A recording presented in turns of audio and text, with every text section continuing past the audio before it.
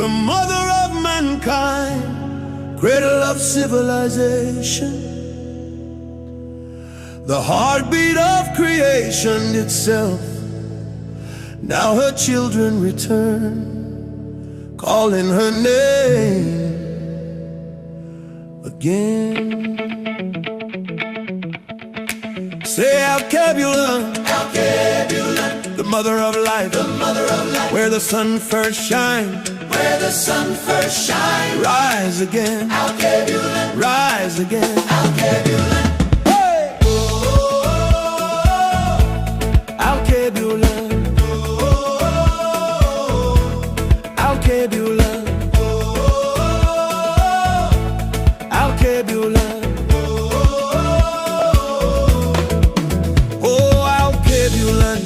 Our ancient home, your children are calling, we're coming home. Oh, Alkebulan, the world must know you gave birth to the light, let your glory show. They changed your name to hide your fame. They broke the chains but kept the game. Divided your children with borders and lies, but truth never dies, it only multiplies. We are the sons and daughters of your soil, still rising strong from the years of toil. They took our name, but not our soul. Alkebulan still makes the broken whole. Say Alkebulan, Alkebulan, the mother of life, the mother of life, where the sun first shines, where the sun first shines. Rise again, Alkebulan, rise again, Alkebulan. Oh, Alkebulan, cradle divine, mother of kings, the first bloodline. Oh, Alkebulan, spirit of grace, we're reclaiming your name, we're finding our place. No longer shall we live in shame, forgetting our truth, our holy name. From the Nile to the ocean wide, your story flows, it cannot hide. From Kush to Kemet, glory untold, black and beautiful, strong and bold. They took our gold, they took our flame, but Alkebulan lives beyond the pain. They called you Africa, but you were more.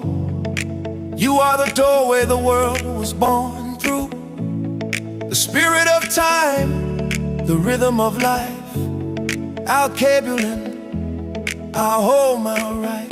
Alkebulan, Alkebulan, the mother of life, the mother of man. Oh, Alkebulan, Alkebulan, the mother of life, the mother of man. Say Alkebulan, Alkebulan, the mother of life, the mother of life. We are your children, forever united. Rise again, Alkebulan, rise again, Alkebulan.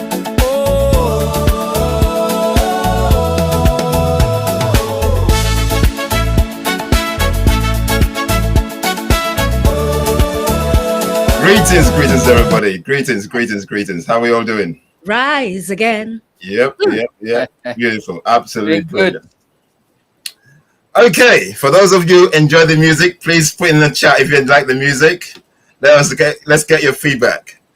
So on a positive note, we started. So yeah, guys, welcome to another Alkebulan Awakening series in collaboration with Kumbukeni. Hope you're all good. My name, as always, is Oladile Dosumu, the son of the soil. You know why we are here. We're about decolonizing our minds, awakening our consciousness, and I'm saying this to all the Africans out there.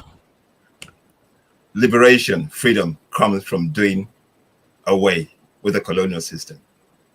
The colonial systems, the colonial tentacles will never, ever free Africans. If you still believe in that, then basically you're stuck in a matrix. We need to do better. We have systems in place that could free us from where we are. And we don't want to carry on with the same systems that got us to where we are. So, and this is the reason why we do this podcast, man. It's about awakening our consciousness and do what's needful for us to do to get us to where we need to get to, because the old colonial system is never, ever going to free us. Anyway, my sister, I'm going to go up to you. I am Duko, the host on Kumbukeni, always collaborating with my brother because we are stronger together and we do not actually exist as individuals. So I'm always for us coming together to build that power and the strength to do the work that we need to do. I will say the song does two things for me. It reminds me that we are victorious. Yes. It also reminds me what was done to us and by whom, so that we don't forget. And then at the end, it reminds me again, we are victorious and we need to, it gives me the task that we need to do right now. So I will dance through that song every day. And I urge you all to join me so that we can dance through that song. When we do conferences, we will use that song. When we get together, we will use that song. Yes, I'm ready for war. Thank you very much. Okay, as you can all see, back again, Babajide Ojejinmi, the Dataconomist. If you want to introduce yourself to our people, please, my brother. Yeah, good evening, everyone. Babajide Ojejinmi, the Dataconomist, as introduced. Yeah, it's good to be back to take this this discussion to the next level. You know, it was good to be on the last time. It was a great experience, and I'm looking forward to this evening's conversation. Thank you. Okay. Thank you very much. Okay, guys, like Jide said there, we basically is a carry on from the last conversation that we had. We're talking about the new tax reforms that's about to happen in Nigeria from the 1st of January 2026. And we're questioning the thought process behind the new tax reforms, because a country that is wealthy in terms of resources, but hasn't got the infrastructures and anything in place that's going to empower the people. So we're questioning that. What's the thought process behind putting a tax reforms regime in place? Does it empower the people or does it not empower the people? So this is what Jide is here to do, just to break it down in numbers. So Jide, if you want to introduce the topic, and then we'll take it from you, my brother. Okay. Okay, let me put you. Give me a second. Let's put you on the driving seat.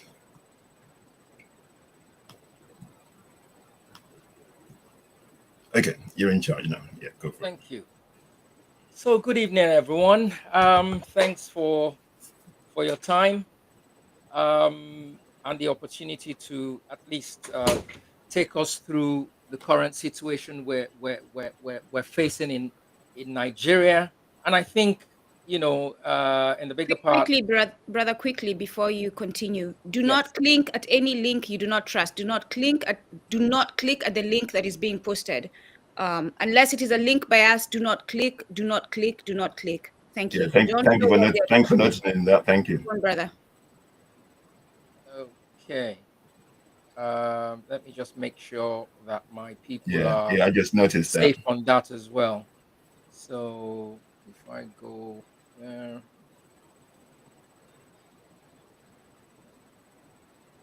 Okay, so just bear with me a second.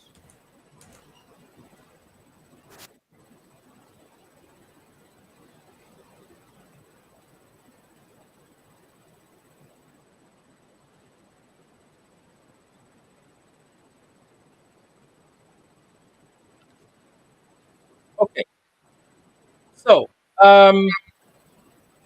like I was saying, you know, this presentation, I would probably prefer to be more of a discussion, really. Your voice, you're getting muzzled, bro. So we need you to be clear. Okay, can you hear me now? That's better, yeah. Okay, sorry. Yes.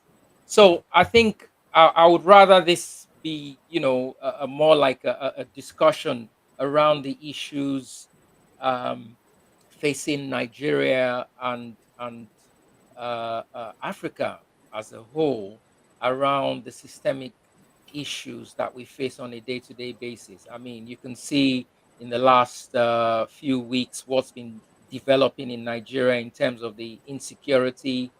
That, I mean, if you're going to put a value on that, a loss value on that, I mean, it's going to actually break the scale. And these are the kind of things that we are here today to look at and discuss. Excuse me. I was really hoping that um, we could delve deeper from an insider perspective from the get-go this evening, but I'm sure we'll probably get to the bottom of that as we progress through the presentation. So yes, I mean, we've talked about insecurity. I've looked at healthcare, situations where, I mean, I've had family members in years past where they go to the hospital to give birth, and they have to pay for the drugs. In some cases, they have to pay for injections, as in the syringes itself. They don't have majority of these hospital equipment or hospital you know basic you know utilities within the hospital do not exist, and it's still the case in Nigeria and most of Africa. So I think, you know, to the citizens of the countries, the African countries as a whole, yeah, they are already being taxed. They're already paying some form of tax. In Nigeria, there's power is still an issue. A lot of people still run generators. Some are now going solar. That's an expense. Imagine you've spent so much, to provide your own power over the year, and at the end of the year you have to now sit down and declare what they've tagged as a self-assessment, as obviously we do out in the UK and the US.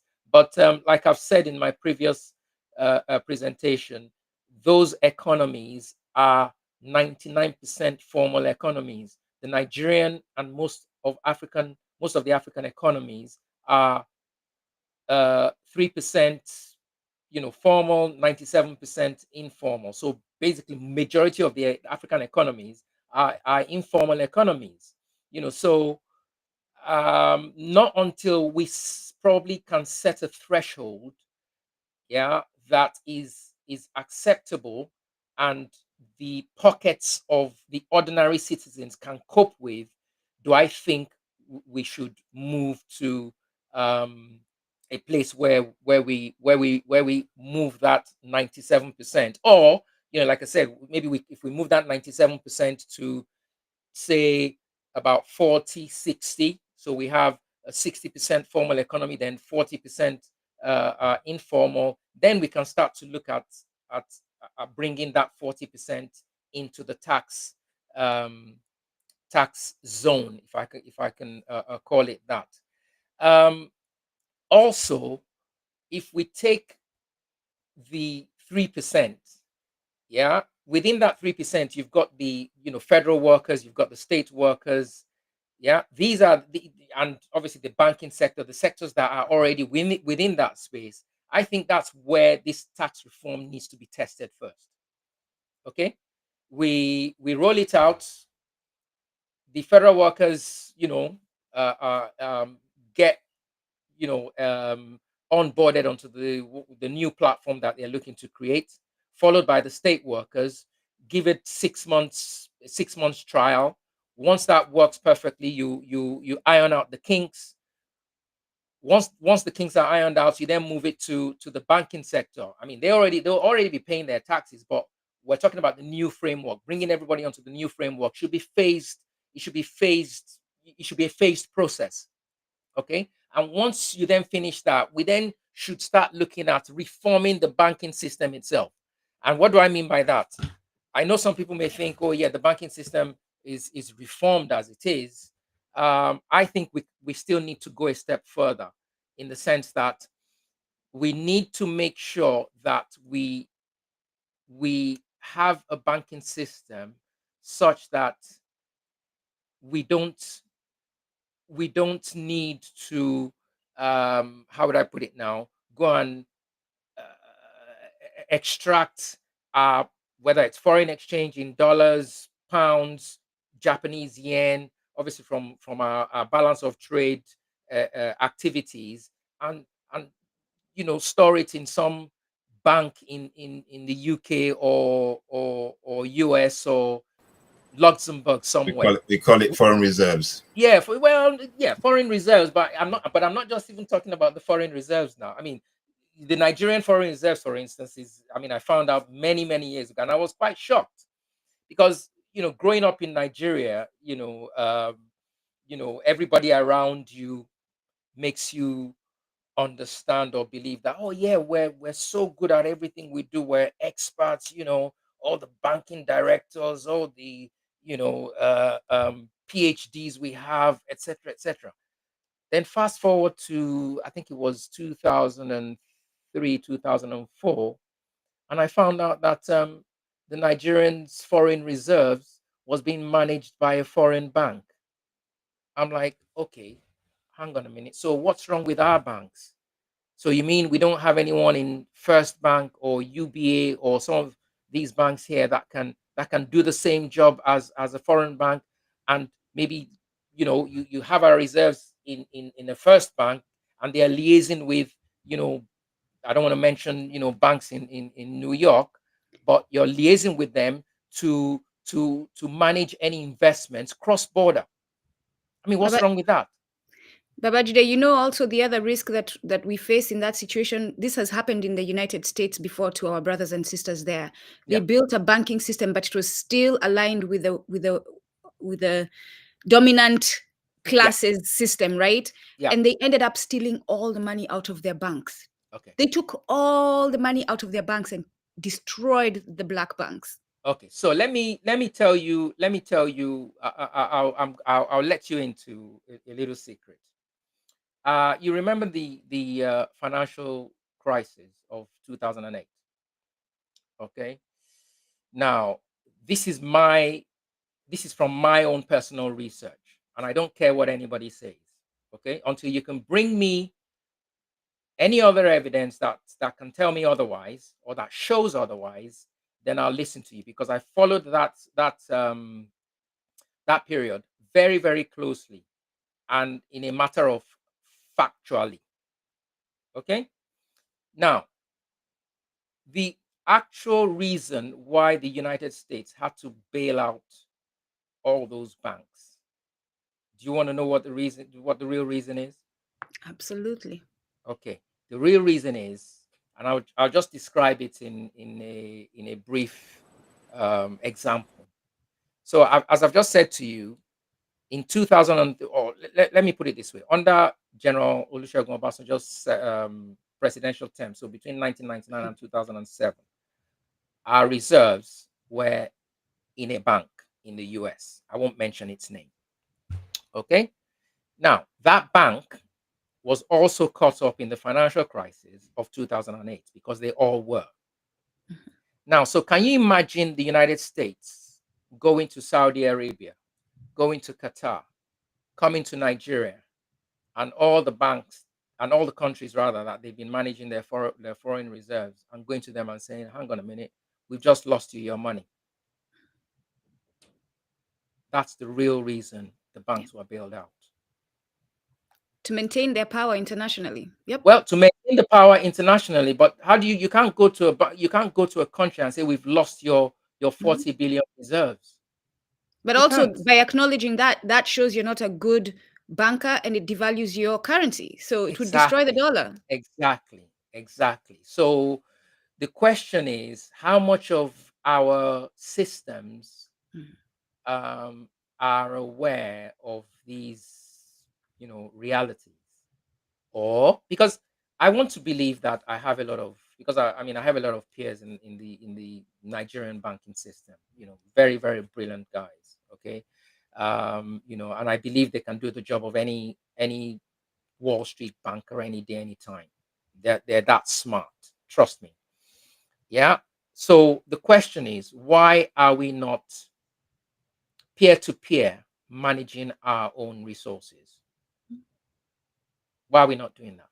Such that, okay, we've got apparently our reserves and Nigeria's reserves are now at standing at about $43 billion lately. Okay, we have that in a bank in Nigeria, First Bank, UBA, Access Bank, right? Um, why don't we just get them to manage it? Is it a trust issue?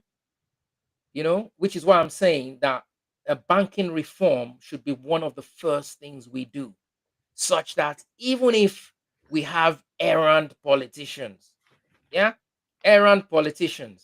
So you see in this presentation, right? So I've talked about the banking reform and I've talked about the judicial reform because they go hand in glove, right? Because if someone errs, yeah, Mhm.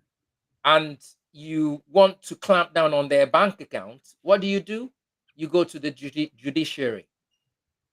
You don't just make an order from above or from the above, as they say, and go and close somebody's account. No, you go to the judiciary. So if the judiciary is not um, solid, then how do we have a solid banking system? We can't. You understand? Everything is linked. Now, just to also allude to the fact that I think is the chief executive officer of Access Bank.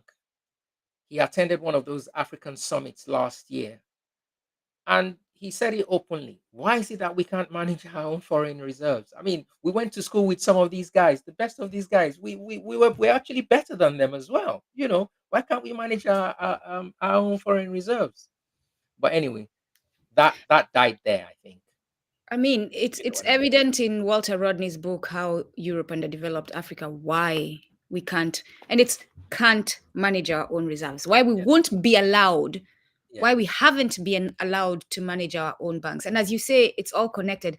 We do not have a defense system that's strong enough to leverage so that they are scared enough to mess with us. We don't yeah, have that. yeah, So yeah, we're very vulnerable, and therefore they can control us in this way. So when yeah, Nigeria says we're no longer bringing our money to you, they're going to be sanctioned. You'll see yeah, ships from UK heading to Nigeria to attack yeah, them.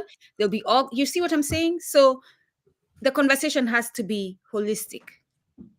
Go on, brother. yeah, yeah. Sorry, just bear with me a second. Bear with me. I think some people want to access that. Excuse me. Just bear with me. If Just let me just make the announcement for you, brother. Unless you want to make the announcement, go ahead and make it on no, it's all broadcast. right. Yeah. So as I was saying, yeah. So what we need to make sure we do is try and strengthen our banking system, strengthen the judiciary, and that would then dovetail into the tax reform, which would then give every citizen, um, that space to, if there's any issues, you go straight to your bank, you lodge a complaint, everything is tracked. If there are issues that are unexplainable and you have to take the bank to court, you then fall back to the judiciary, and everything follows, step by step like that. But as things currently stand, it's not excuse me, it's not the setup in Nigeria is not such that the common man, yeah, the common man that they want to bring, so the 97% that they want to bring into the tax net, yeah, can be covered enough, to um when they have any issues around this tax. I know that they said there's going to be a tax ombudsman. Yes, you can have a tax ombudsman. That tax ombudsman sorts out your tax return. He's the one you go to for your tax return, amongst other things. Yeah. But if I have a complaint about the way my bank account has been accessed by the new inland revenue or Nigerian revenue service, for instance. How do I manage that? So these are some of the things that we need to manage, and we need to make sure are in place before we have um, the tax reform cover the entire workforce in Nigeria. And remember, just to highlight as well, I was going to, mention this to, our guest, but that we have, I don't like quoting the World Bank, but unfortunately, we don't have a choice. They're the ones who manage the data. There's about 139 million at the moment Nigerians in what they've tagged multi-dimensional poverty. Yes, 139 million. Okay. Now, 139 million. So you're left with about what's that? About 85 million. Yeah. Of that 85 million, about 70 million, yeah, is the estimated Nigerian workforce. 70 million. Right? So what that means is that 70 million, 70, you want to bring 70 million Nigerians into the this new tax reform, this new tax base. Okay, that is huge. Yes, it's going to make you a lot of money if you can execute it effectively. But I'll point this out to you. Did you see the videos of the church attack? Did you see that? Yeah, I saw a couple, but like I said, I don't watch mainstream news. Yeah, no. I mean, these are videos just doing the rounds. Yeah. What I want to point out there is that, okay, aside from the elderly, retired, grandmas, yeah, how many of those people now are you going to want to bring into the tax net, regardless of what they earn? Impossible. Would it be fair? Would it even be fair to bring those people into the tax net? All the people that have been victims of these recent attacks, you look at them, you look at where they live alone is a systemic failure of the system. No roads, no water, no lights.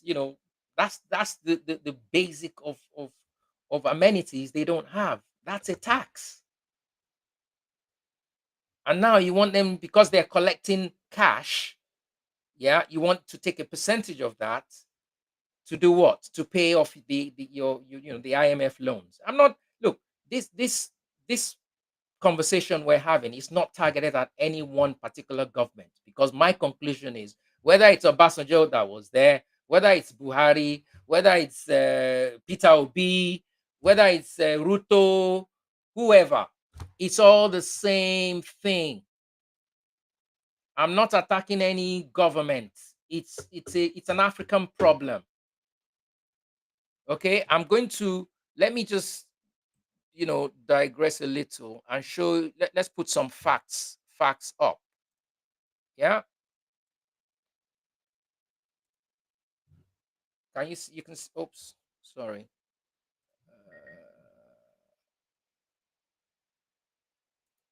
Oh, people are saying technical issues. That's okay. So make the announcement Yeah, where they can go to see what's like, if they want to see the I've live done right that. now. I've done that. All right. I've done that. So I think So just sending me a People are message. connected anyway. I can see the link there, so it's all connected. Yeah. to Babajide's channel. Yeah, it's showing on here. Yeah. All right. Okay. Good. Yeah. So he Connected. posted a Mine is new connected, link but the for one you all. the original one I sent out in the week is failing. So to all Or did Babajide, not connect. But anyway, let's carry on. no, Yeah. quickly, to Yes. all Babajide's followers, do not use the original link he sent you during the week. Use the link he just posted today. There's a new link. Thank Or you. just go straight to his channel. Yes. Yes. There you go. Okay. So, where were we? So if we look at the figures,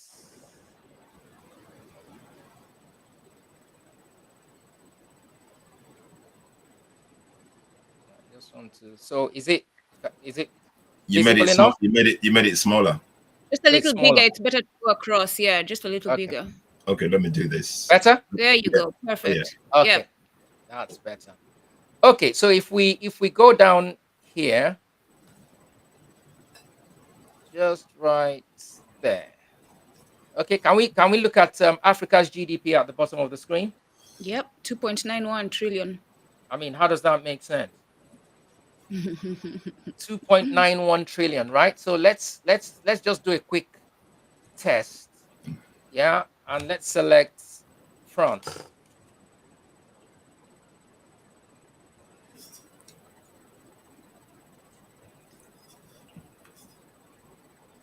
Okay, so look at France's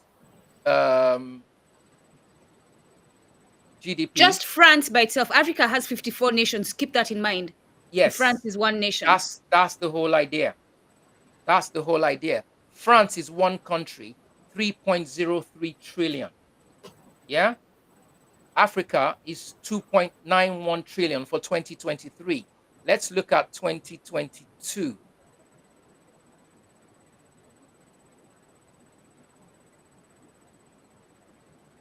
Yeah. Same, 2.78. Africa, 2.99. I mean, what's going on here? I mean, it's so, I mean, when I look at these numbers, I've been looking at these numbers for the past many years now, and it's very upsetting. Brother, explain to the people what this means. What's It's Africa's very upsetting GDP? because what it means, Yeah, what it means is that somewhere within this data set, yeah, there's inequality, financial inequality going on. I mean, France has had a very close relationship with the how would I call it, the francophone countries, The francophone countries, the yeah. Fasos, the Malis, and co. Yeah, and I mean, they don't have any uranium mines, do they? no, Nope. they don't. Do they have any gold mines? No, they don't. Okay, I'll share something else with you quickly now. Quickly though, what does GDP? So that, because we're throwing a number and not explaining what GDP Okay, is. so the gross domestic product, yeah, is the amount of how would I put it now? The total gross domestic product of the country, you know, adjusted to inflation. Yeah, as to the nominal GDP, which will be the, you know, based on the current market prices for that particular year. But so the gross what that domestic country product is across producing for that country. Yes, what that country is what producing country is across the producing, year. manufacturing and Manufacturing, you know, exporting. fisheries, everything. And not necessarily export, Okay. but as a country, yeah, Okay. what the country produces for that particular year. Okay.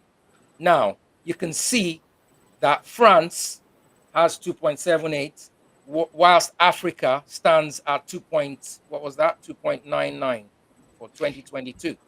So Okay. essentially, it means that Africans are not being given the resources they need to survive. Well, I won't put it like that. Okay. Okay. So it's not about Africa not being actually given the resources. It's about Africa not being allowed to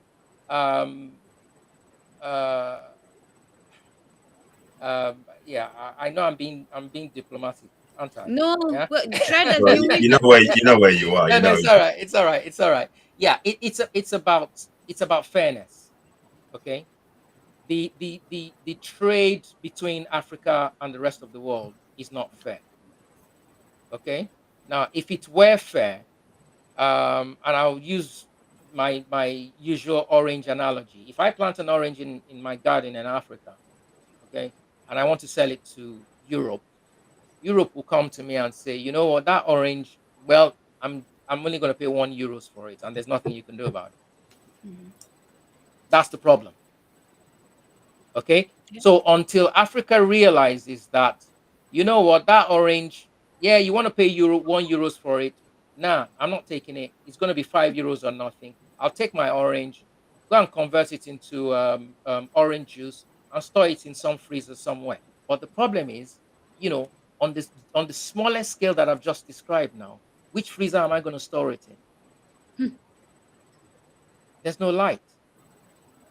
And that's the difference. Okay. It's also like me saying, okay, you know what? I'm not going to sell my gold to anyone anymore. Yeah. I will commoditize it, mine it, buy it off the artisanal miners, off the mining companies. Yeah. Uh, Store it on the ground somewhere until the price is right. Imagine if Africa did that. Do you think we'll get this disparity, of figures, 2.78 versus 2.99? It's not possible. It's not going to happen.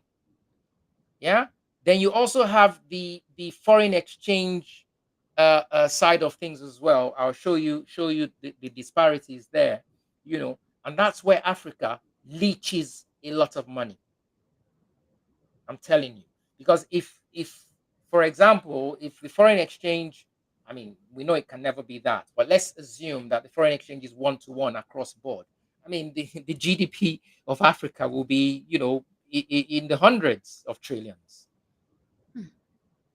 I'm telling you, it will be in the hundreds of trillions, and you'll see that, from what I'm going to show you now. So if we go to, just briefly, before we go back to the main presentation, just to give people an idea of why these inefficiencies are very, very important at the highest level. Okay, so if we look at, so this is a currency analysis that I did, right? So if we look at Nigeria,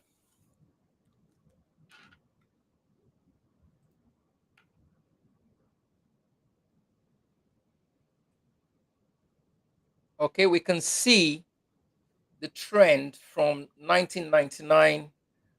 Okay, let me just, so from 1960, yeah, we can see how the currency has moved. It currently stands at about 1,000 as of 2024. I think 1,450 is what we're using. 450, 477. Yeah. But look at where the currency stands. The currency valuation between 1960 and now is at minus 99.72. Yeah. The year on year between 2022 and 2023 is minus 14.46. That's devaluation. Wow. Devaluation. So the Nigerian currency is completely devalued. Mm-hmm. Yeah. So Wow. let's go down. So you can see here. So this is between, we look at this chart here. This is between 1960 and 2023. And you know what I love about my data set? Yeah. It speaks to me. It speaks to me. You can see what is going on We need to without enlarge being this told. one. So look at from 1985. Just can you enlarge it just a little bit more? Just one. Okay. Oh, okay. There we go. At least there. Yeah. Okay. So if we look at 1960, Nigeria gained independence. Currency was great. So from the Nigerian pound, then in 1973, it became the naira. Um, the currency was. Fast forward to 1985. Who was in power then? Muhammadu Buhari. Muhammadu Buhari came to power. He refused to listen to the IMF and the World Bank. He refused to devalue the currency.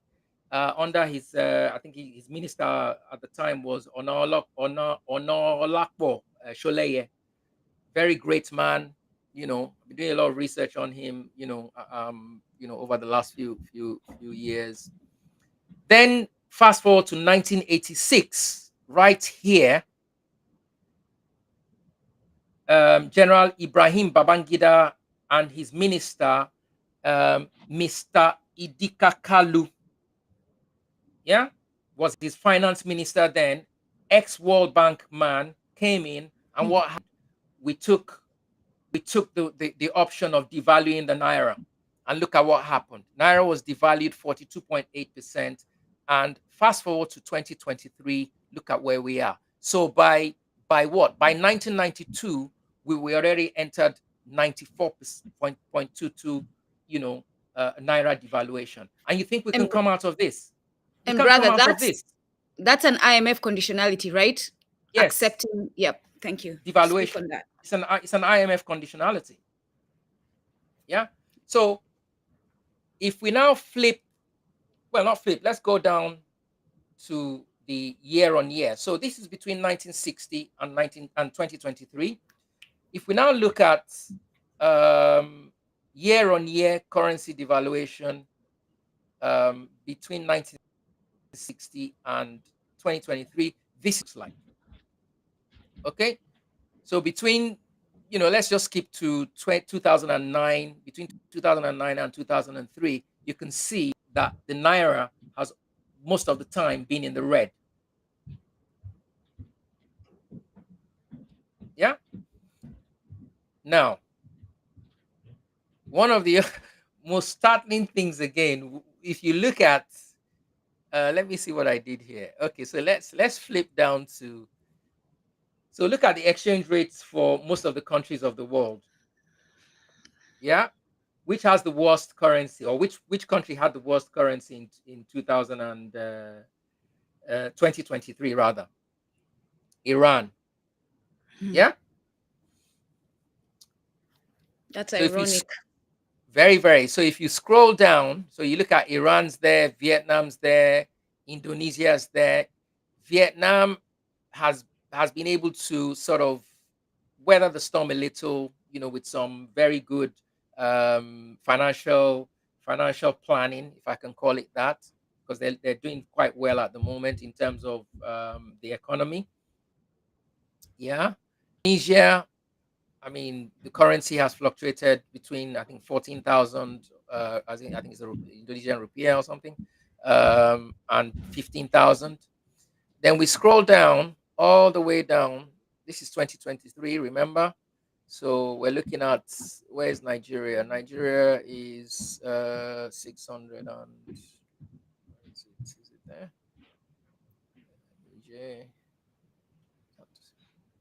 Sorry, 1 second. What year are we? Oh, so that's even 2020. So let's look at 2023. Sorry. To those of you who don't think we're on topic, maybe you need to increase your intellectual capacity. No, no, Sorry. no. We're coming. We're coming. We need to set the ground. Yeah. So yeah, so we can see Nigeria there at 638 naira to the dollar. Now, what do we see here? So you can see the US and European exchange rates for that year. Yeah. And you can see the African exchange rates. So the African exchange rates remained devalued, while the what's it called, the European and US exchange rates are not, they maintain their value. That's what this chart tells you.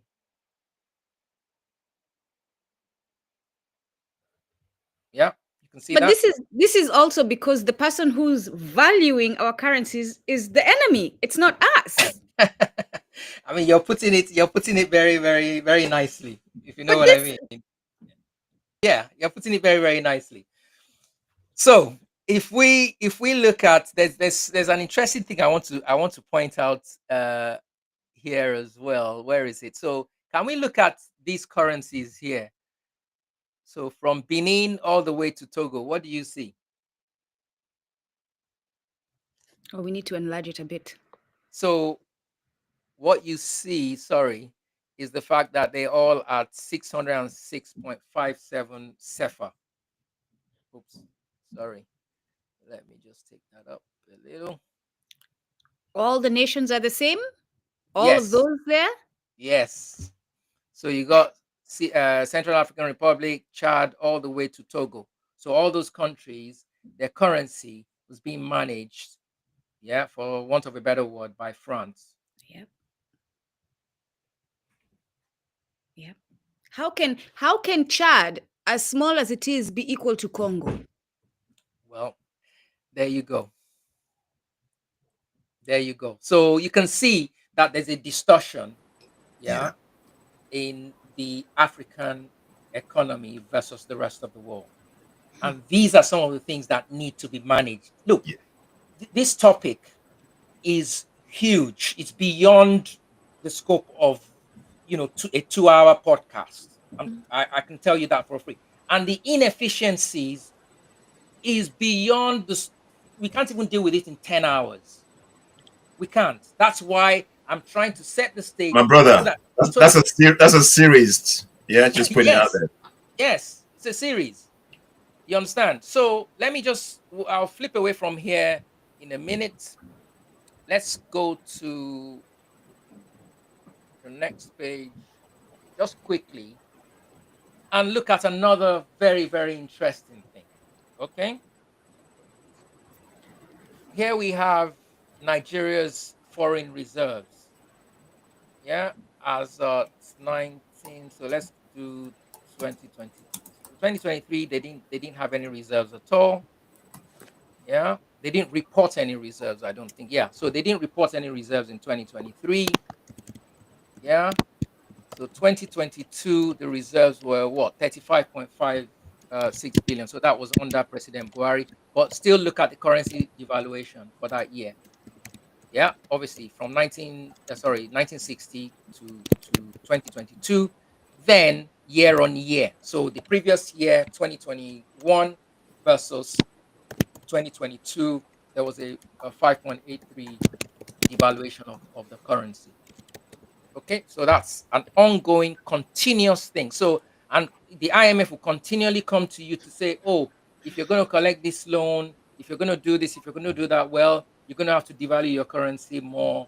And we Um, accept. so that and we accept. Look, from this report that you see here, my conclusion or my findings is that the naira, even though maybe the central bank governor Olayemi Cardoso may not agree with me, should be nothing less than say about 10 naira to the dollar. Can I make a statement, brother, and let's see Please, where it goes? yes, Africans, since you're still in a democracy state of mind and we're yeah, still voting, right? Do not vote for any leader. Like if they've been in leadership before, do not re-elect them if they have borrowed any loans from the IMF and the World Bank. That by itself shows you that your leader is not for your people. If they've taken a loan, I don't care what they tell you. If your leader has accepted a loan, that shows they are not for you. Because the conditionalities that are always no failure attached to IMF and World Bank loans are taking away from African people. Absolutely. So yeah, They, let yeah, that be your driving force moving they forward. basically yeah. compromise from the outset. Yes, and there's one other thing that and this is in the public domain. There's a lady that did a TEDx talk, an Igbo lady that did a TEDx talk a few years ago. Very impressive presentation. She said she's ex World Bank as well, yeah, but she left the World Bank for personal reasons, along these lines. I know who you're talking about. You know who I'm talking about, I yeah. know. Yeah, So I've watched the video. so she said that a lot of her colleagues, when they go to meetings in Africa, yeah, let me start with let me start with Asia. So they go to meetings in Asia. Yeah, those meetings go on for hours. So you've got to dot the I's and cross the T's, etc., etc. But the ladies' colleagues didn't like going to those meetings. They preferred going to the African meetings. You know why? Because as soon as they get in, they have the tea, coffee, and within minutes, the meeting is over. Documents are signed without, proper checks. And that's the problem. Because how do you sign an IMF document, yeah, and you don't really understand the consequences of what you're signing. That's a big problem. And that's why we and remember those IMF conditionalities, yeah, it is the taxes that are going to be paying that monthly payment. That's what they want to use this for.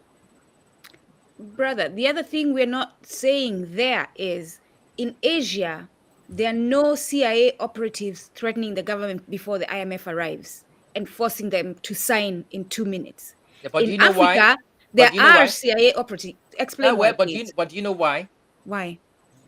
And this is what a lot of I think um, Africans get wrong when they try to make inference to China, Singapore, Yeah, Vietnam, and all those places. You see, there's thank a you. difference. There are cultural differences. Okay, remember the Chinese fought a very very good battle with The Brits. Britain, Yeah. right? And they take from that.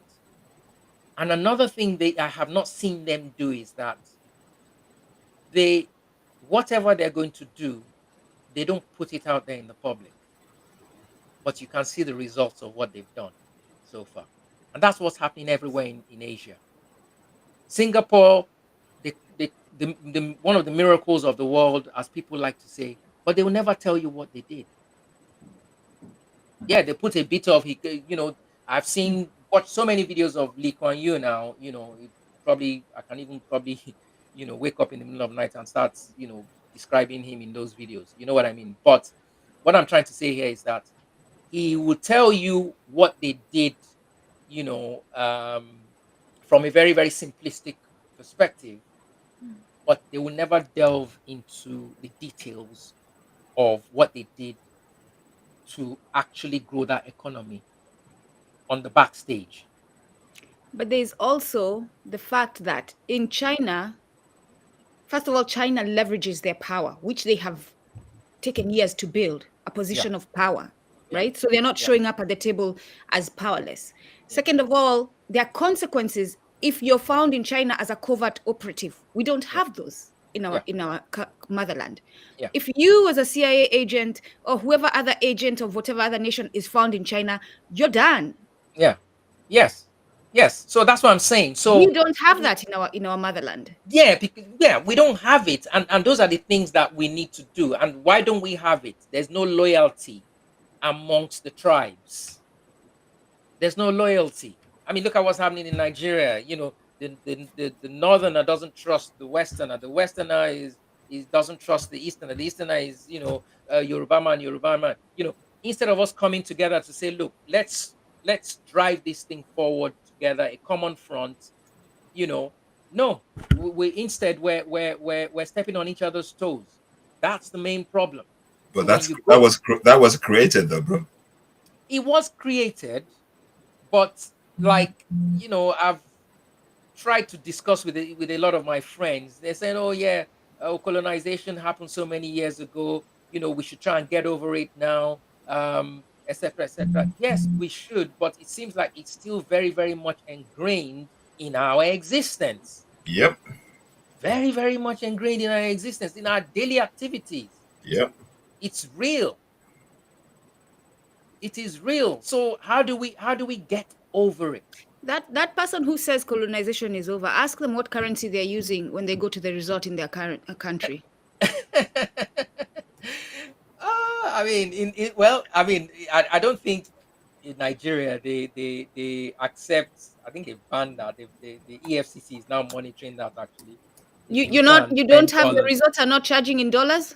I don't think so. I don't think Well, if you that's a charge step in. forward. I mean, they I think they were doing it at some point, but I think they've put out the EFCC put out a warning, a few months ago that you can't do that, and if you do, you'll be cautioned. So yeah, I mean, there's a lot we can do, but let's now go back into the main matter. But before we even do that, there's another just quick thing to add to this makeup. Yeah. So our reserves to GDP. So this is to also show that Nigeria's economy is not healthy. It's not in a healthy state.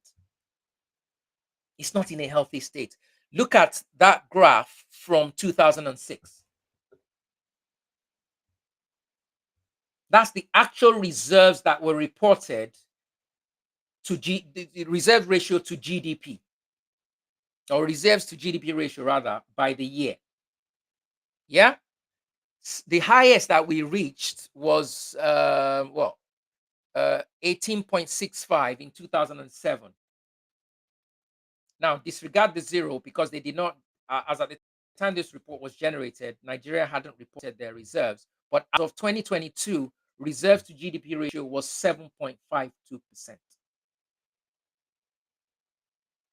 7.52%. I mean, can you imagine that? Okay. Now, I want to share something with you. Yeah. So let's go back to this chart. Okay, but I will want to bring in a country here called Libya.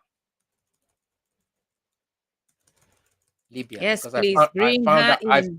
I found out something very, very, very interesting about Libya when it comes to reserves and the inefficiencies within their system.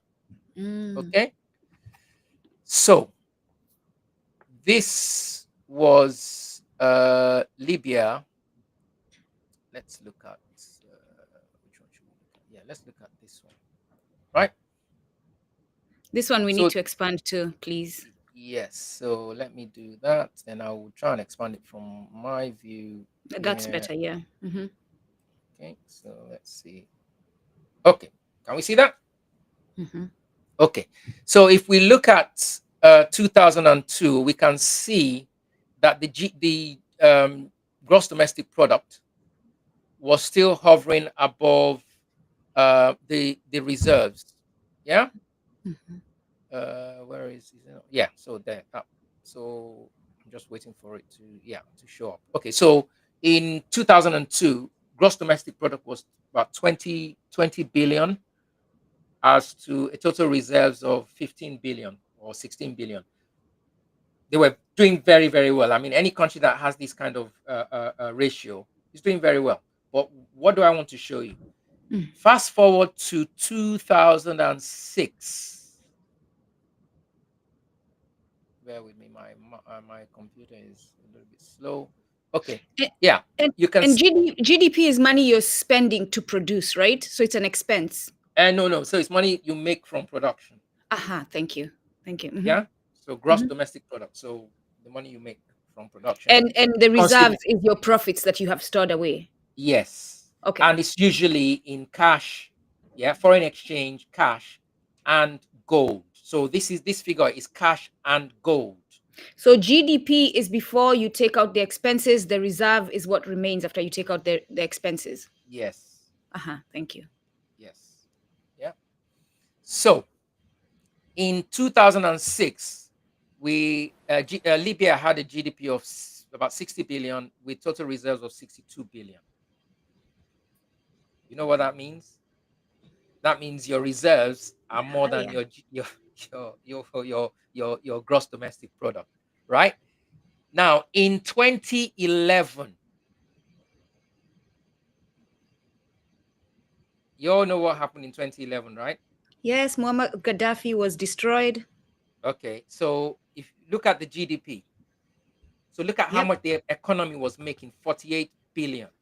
Look at the reserves. At that point, they were the richest country in the world. When I put all these charts together against any country in this data set, Libya was the richest country in the world in reserve terms. And this is where I'm saying Nigeria needs to be, such that we don't need to pay tax. Or let me not say we don't need to pay tax. Let me say the 97%, the informal sector in today's economy do not need to pay tax. This is the kind of setup you need to have over the next 5 to 10 years to turn those figures around, like you said in the last presentation, to flip the 3% to 3% formal to 3% informal. Then we now have a 97% formal economy. This is what we need to do. Brother So Babajide, how do you think Libya got to 106 billion?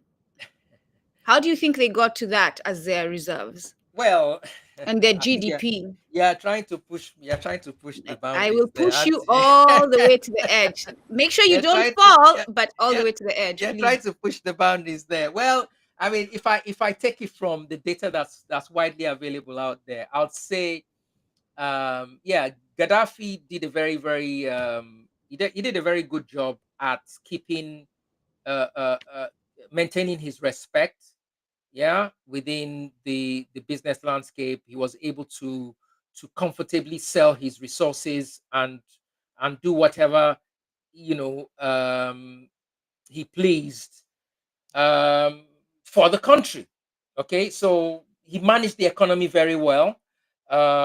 Yes, he did whatever he wanted to do in the background. I don't care about that. I'm more about the financial numbers and, you know, some of the things that apparently he did for the country. You know, you apparently when you get married, he gives you 50 grand. They didn't have any power with. Sorry, they didn't have any issues with power. Utilities were working. Then I think he also gave them a free house. You know, once you get married, you get a free house. If you want to go and do a master's abroad, you got it. I mean, why wouldn't you be able to do that if you had these kind of reserves? And it also promotes marriage Oh in the yes, community. promoting. Yeah, exactly, and that's what you know. I guess um, is quite an anomaly in some spaces, if you know what I mean. So yeah, so I just wanted to share this as a precursor to what we should be doing in Nigeria. Once we remove the inefficiencies from the oil sector, remove the, you know, insecurity inefficiencies, remove the infrastructure, you know, inefficiencies, roads, hospitals, you know, education again was free, like I mentioned, you know, in Libya. You know, in the news a couple of days ago, or was it yesterday? I think uh, um, a court in Nigeria has now ruled, or in Lagos, I think, has now ruled that um, free education must be or is compulsory. You know, in Lagos. Yeah, these are the things we should be doing with our resources because we have these resources. We just You, need good managers, not leaders now, good managers, and we should stop parroting what's it called, Adam Smith's economics, because it doesn't work for us. It doesn't. you forgot We one need to. thing, though. You Yeah, go forgot on. one thing that Muammar Gaddafi did. Tell me. He removed the imperialist. Yeah, I mean, we know he did that. Yes, we need No, to but put it that's out there. you Well, can but that's build, basically you what we can need to be build, doing. yeah, you can build Yes, all you want, you can yes, invest all you want, but as long as the imperialist is there, it will be nothing. And yeah, this is what a lot of us don't want to confront. Our yes, biggest impediment is the imperialist because we're basically using the playbook that's not working for us yeah, to yeah, basically be a solution. yeah, The yeah. solutions of oppressors can never free you. And this is where we Africans are just so educated but miseducated in the same time. It's crazy. So if you look at the GDP chart, let's look at Nigeria's GDP chart. Yeah. So you can see here from 2014 to 2023, the GDP has crashed. It's actually crashed to 188 billion. Right. In that time, I'm sure we've created quite a number of PhDs. Yeah. In that time, we've created a lot of PhDs. I have university graduate data for the country between 19, I think was released between 1988 or from 1988 or so. The rate of graduates in Nigeria has been going up. In short, it's been going up since 1960. Yeah. If you overlap that across the performance of the country, it doesn't make sense. Yeah, we have Nigerian graduates doing very well in the US, very well in the UK, Exactly. They and everywhere moved from else. Nigeria. Yep. But look at Nigeria. Yep. You understand? We need to start to put numbers to these things. If you I'm sure if you overlay the chart, I'm sure some of these PhDs will start keeping quiet, as in the ones based in Nigeria, because you're not adding any value to the economy. My brother, and I don't know why I even talk about those educated, because they're not educated, they're miseducated. We just give them grace. They're not educated. They think they are, but all they do is gobble up all the imperialist crap, which is useless. It's useless to us. Let's make it clear, brother. Let's make it clear, because it's not all useless, right? The skill you learn is useful. The conditioning of your mind, because they make it compulsory for you to take certain classes where that's where the conditioning is, right? The conditioning you get, and if you go in them looking at whiteness as pure or purity, then you are going to be conditioned. But if you go in them knowing I'm African, I'm grounded in African Afrocentrism, everything is African, I'm grounded in the well-being of my people, I am here just to get a skill. That's it. Whatever else they say around that skill, if they tell me the first white person, no, I'm rejecting that. I'm just learning how to build a machine. I'm learning how to build an aeroplane engine, because we don't have that at home yet. So go get that skill and then go home and build. Yeah. And that's why we talk about decolonizing your mindset. It's very, very important. Yes, that's the key. Yes, but there's one thing. There's one thing that I observed. I mean, and I don't think I blame the UK US universities, because at the end of the day, majority of the programs, especially the master's programs, are funded by companies. Yeah, so they fund those companies will fund the topics, right? Because they want the individual to do that research on behalf of for their company. Yeah, but my brother, they fund it. The word fund. Yeah. So it says everything. Exactly. Yeah. Exactly. So if a Nigerian comes to a university in the UK expecting to write a thesis on, I find over the years Nigerians get so excited. I want to write this on Nigeria. All of a sudden, you go to your lecturer and tell him, "Oh, you are choosing a topic on this." Oh, no, you can't do that. You got to choose from one of these topics. Exactly. Yeah, and that's why at the end of the day, graduates then go back to Nigeria and struggle. You cannot apply, the economics you've learned somewhere else to Nigeria. It's not going to work. It goes back to the miseducation, my brother. It goes back to the miseducation.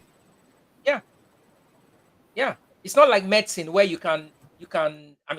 Nigerian medicine, I doff my hat to it, because they don't even have half the equipment that exists in the West, and they come out here and become the best of the best. You understand? That's a different scenario. But where economics is concerned, you come out here, you go to London School of Economics, you do a module called global whatever. That global or globalization module you're doing, it's an anti course, because it's not going to help you when you get back to your country. It's anti-African. Yes. You have to be a genius when you do something like that, of going there. It's almost like you're learning about them and how they manipulate the globe and global economics. And while you're learning about them and how they do it, you're grounding yourself on, how can I flip this to help my people? Like, you have to be operating in two mindsets when you're in that space. And we have to intentionally do that. Yeah. And then you, the pioneers of this, are going to come back and build an economics program that is African grounded in Nigeria, so that no more Nigerians are going to the UK to learn bullshit. Yeah.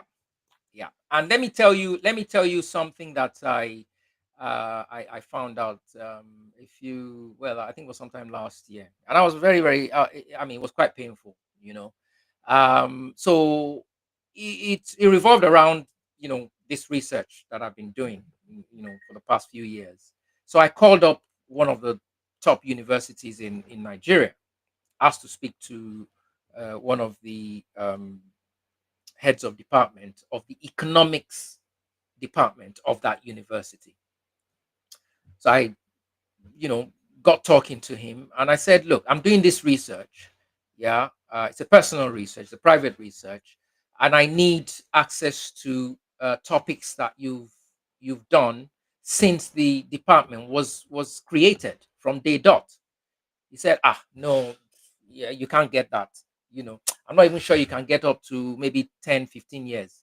So he went, checked, said, oh yeah, said maybe you can get, topics from the past 10, 15 years. Said, okay, that would do. I can still do my random sampling on that.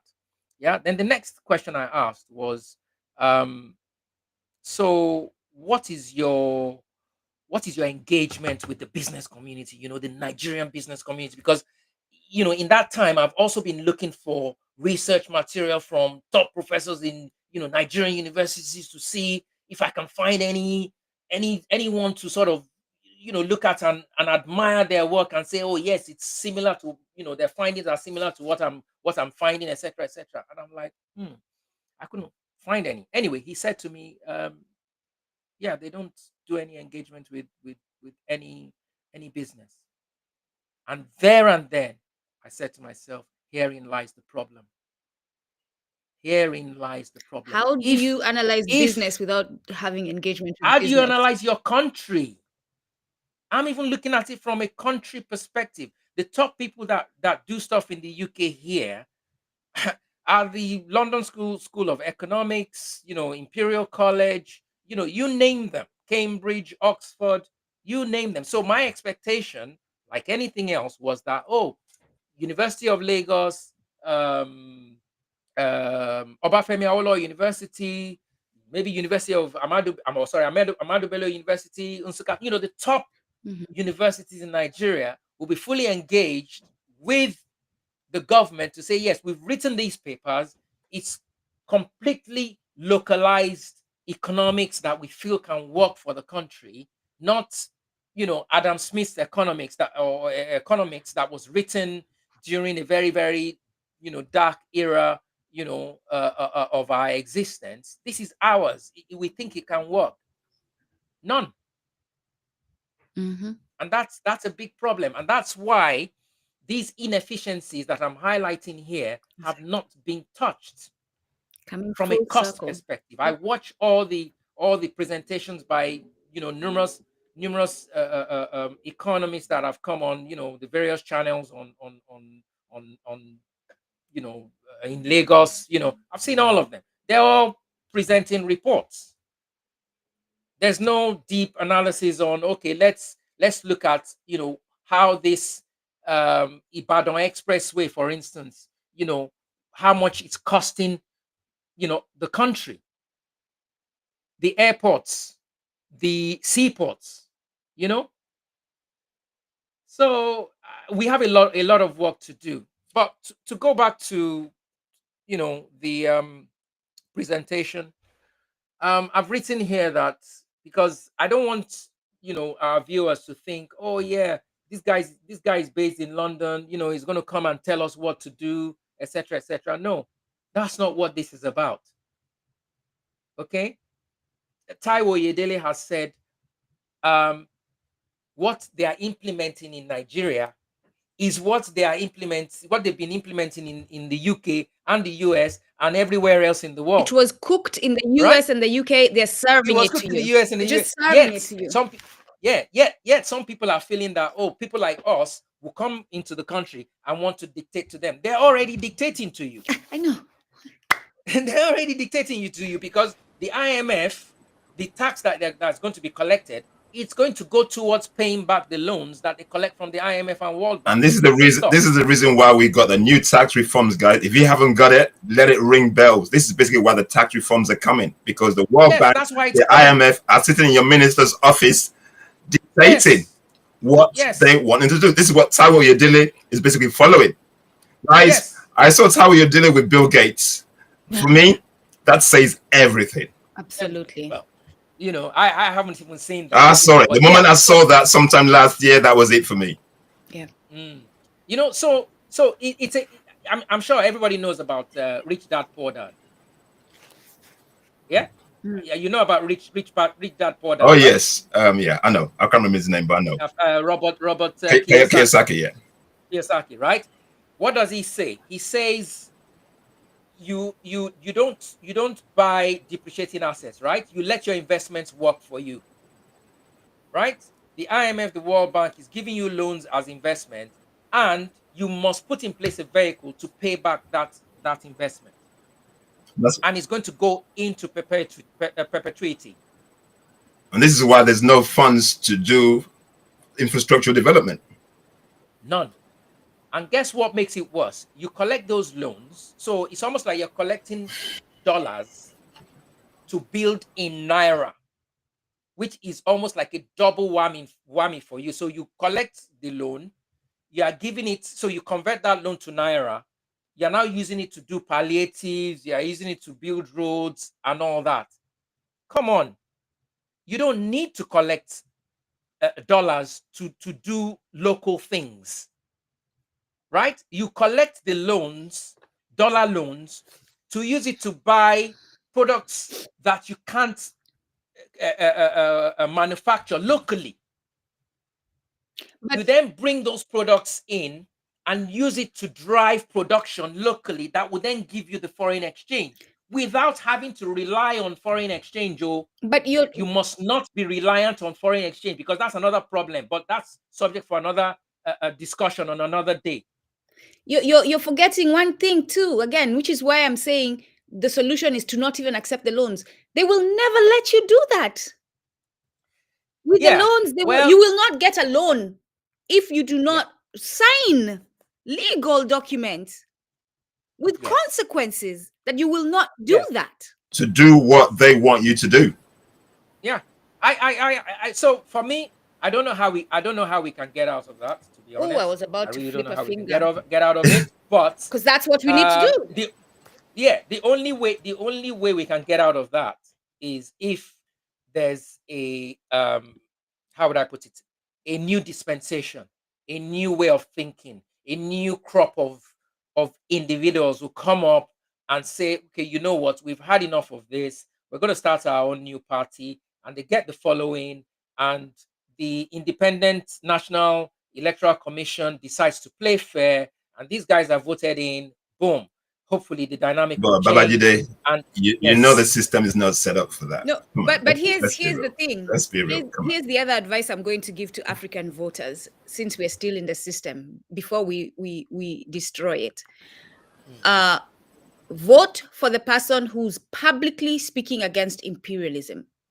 yeah, Vote for only people who are publicly speaking against imperialism. If your person decides to do a town, what are they called? The gatherings where the community Town is there. hall meeting. town Town hall, hall town meeting. hall, Town town hall hall, meeting, if they come to your yeah, media outlet, ask them, what is your belief on imperialism? Should they remain in? mm, If they don't answer, disqualified. I'm saying to you, my brothers and sisters, moving forward, do not vote for anyone who's not anti-imperialism. That should be the standard. I'm yeah, giving you basics. Like, I don't want to complicate your minds and all everything. yeah. I completely agree with you. And like I said, just to allay people's fears. I'm not here to tell your country, because everything we're discussing here tonight applies to all the 54 countries of Africa, right? We're not telling you what to do. All these things are already happening, right? But I'm telling you, because I I'm out here. We know how, all these things that Taiwo Oyedele is referencing. We know how it works here. We know how they use it here. We're trying to say, look, the impact is going to be very, very severe on the 97% of the informal economy in those countries. That's all we're saying. And noting that the tax reform process should be phased in. I'll say it again: federal, state, existing banking, oil sector. Once it's harmonized across those sectors, then you start bringing, the different how would I put it now? The different aspects of that, 70 million labor force into the tax net. That's how it has to happen, and that's how it will work best. Yeah. Okay. Moving on. So, oops. Yeah. So, I think I'll skip this. Brother, we have Yes. Nigerians who are feeling that they have not been served because they came here to hear about the Naira. Yeah, they came here. Don't worry. We're here now. Okay, thank We're you. here Brother. now. Okay. So we're here now. I hope that I have been able to give you or give my our audience enough of a preamble into why the inefficiencies are very, very important. Okay, so it touched on currency, it touched on the GDP, it touched on the devaluation of the naira, devaluation of the currencies. There's so many interwoven metrics that interplay within the economic dynamics. That's why they're very, very important. But this slide obviously is the one that matters the most, which is, which lists, the actual inefficiencies within the system. Can you see it properly? What Nduku? year? What year is this? Just a little larger, please. Okay. So, But what year is this, and what was the GDP this year? oh, no. So this is my own estimate for this presentation. Yeah.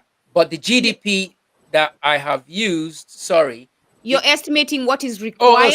sorry. The GDP that I've used to do this calculation, sorry, is the 2024 GDP, 108 there, 188 billion GDP, 2024.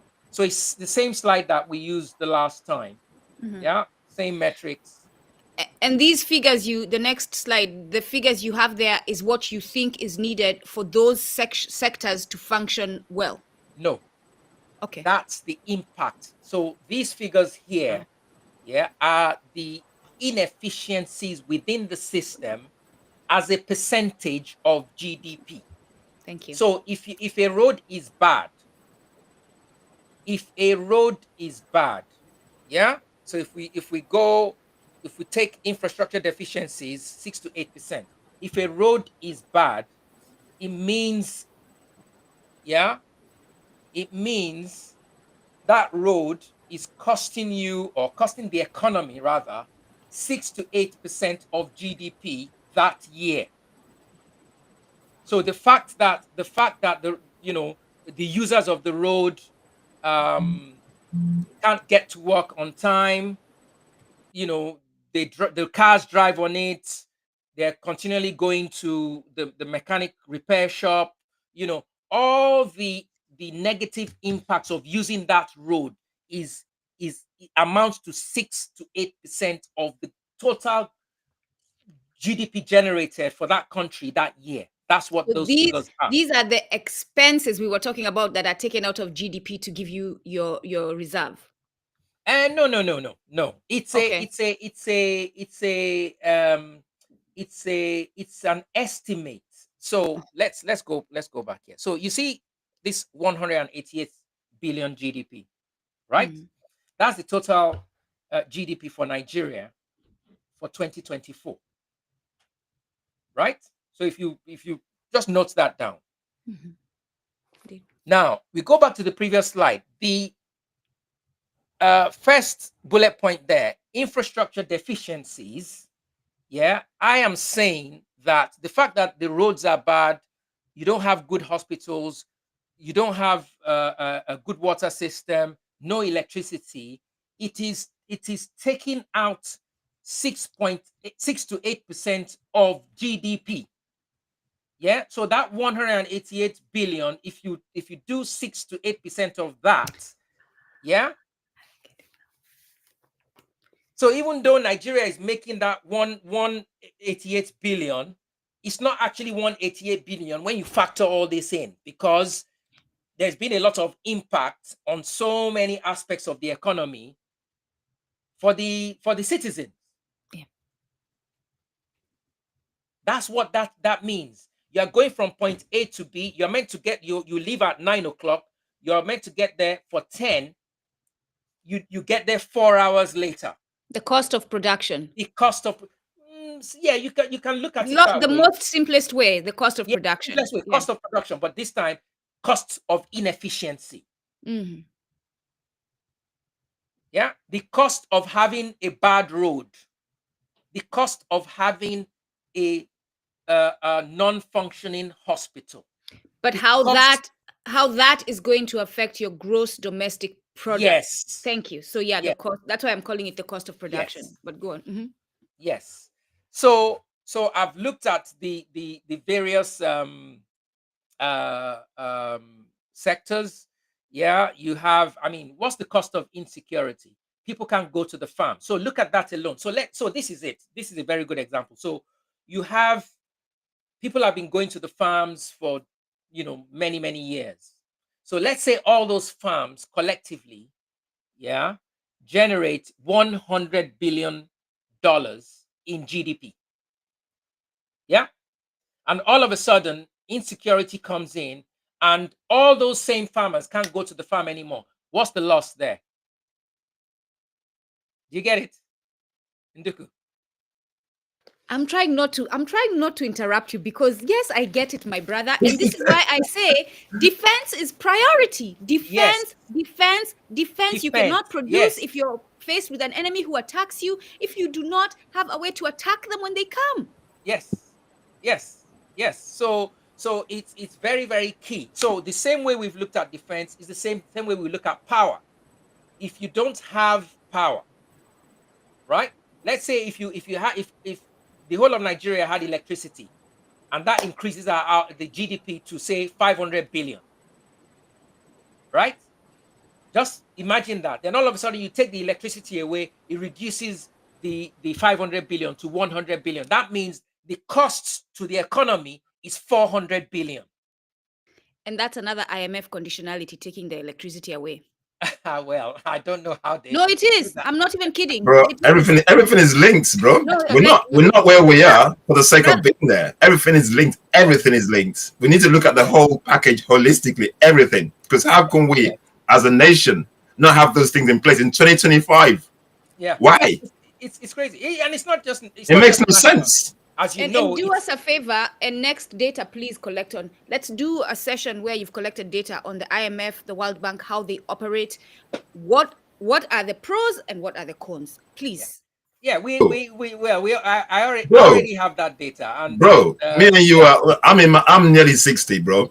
Yeah. And the issues I faced when I was in Nigeria. Yes. Was my dad 40 years ago, before he passed away, we had a generator 40 years ago. Yeah. 40 years ago. Yeah. So you can't tell me that in 2025 we still have the same problem. Now generators have become a better person, my neighbor. Yeah. Where everybody's aspiring to have a generator. So how much do you think the cost of that is to the economy? It's huge. It's huge. So it's huge. That's why I'm saying that these costs, I've only done an estimate. And if you look at if we go back to the title, I've said in the title, what did I put there? 100 trillion. My brother and sister, it's more than that. I'm certain, which is why I laugh. I mean, you can even say, what, 900 trillion naira. It's more than that. Which is why, brother, I laugh when we talk about Africa owes debt to the West. That's why I laugh. We don't owe them nothing. Because when we sit down and do the books in a nice, equitable way, the West will owe us so much money they don't even know what to do. Okay, so let me tell you this, how this whole thing we're talking about now, how it started.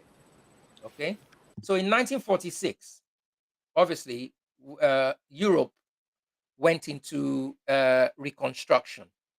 Yeah, after the World War, they went into reconstruction. So, and I'll use British West Africa as the example, because that's the data that I'm currently, working on. So British West Africa comprised Nigeria, Ghana, Sierra Leone, and I think Gambia.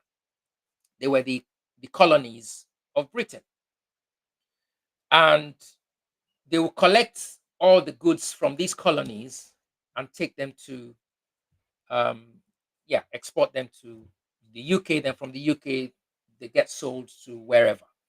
But what I started noticing in the data is that almost every year, so imagine that you say, okay, this year we produced, let's say 100 billion, just for simplicity, 100 billion of goods and of goods, because we're talking about groundnuts, tin, palm oil, all that. We've shipped that out, and what are we expecting? We're expecting 100 billion back, right?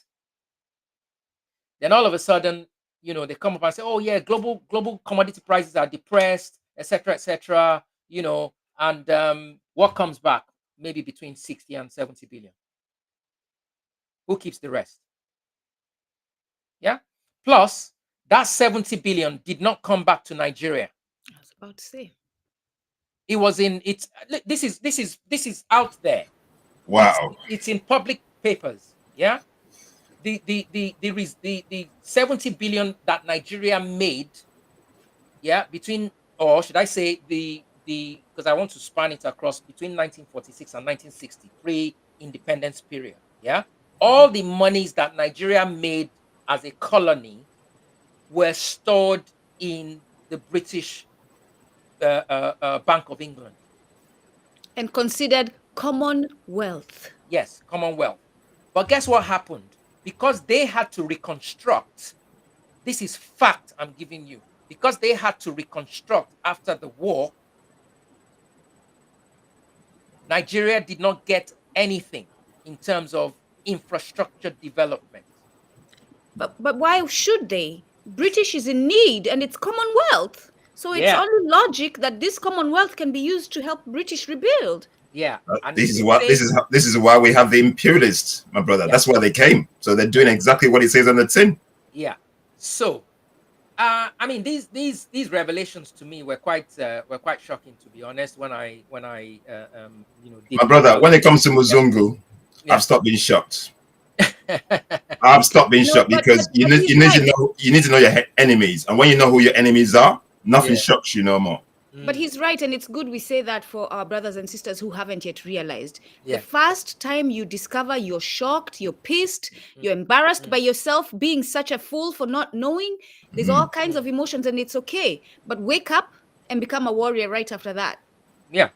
And the other thing is that, you know, you then begin to understand the likes of Awolowo. So these are the statesmen that, you know, fought for the liberation, fought for independence. You begin to understand the mindset, okay, where Awolowo in 1957, I think 57, 58, there was a conference in England, and you know, it's out there. He said, no, we want complete independence. We don't want any you know, holding my tail like France did, etc. Because I think that was going to be the agenda round about that time. But Awolowo, Amadu Bello, Zik, they said no, we're not having it, and they were able to get that full independence. But you know, during the research, I also found out that you know, between 1960, I'm not sure a lot of people know this, between 1960 and 1963.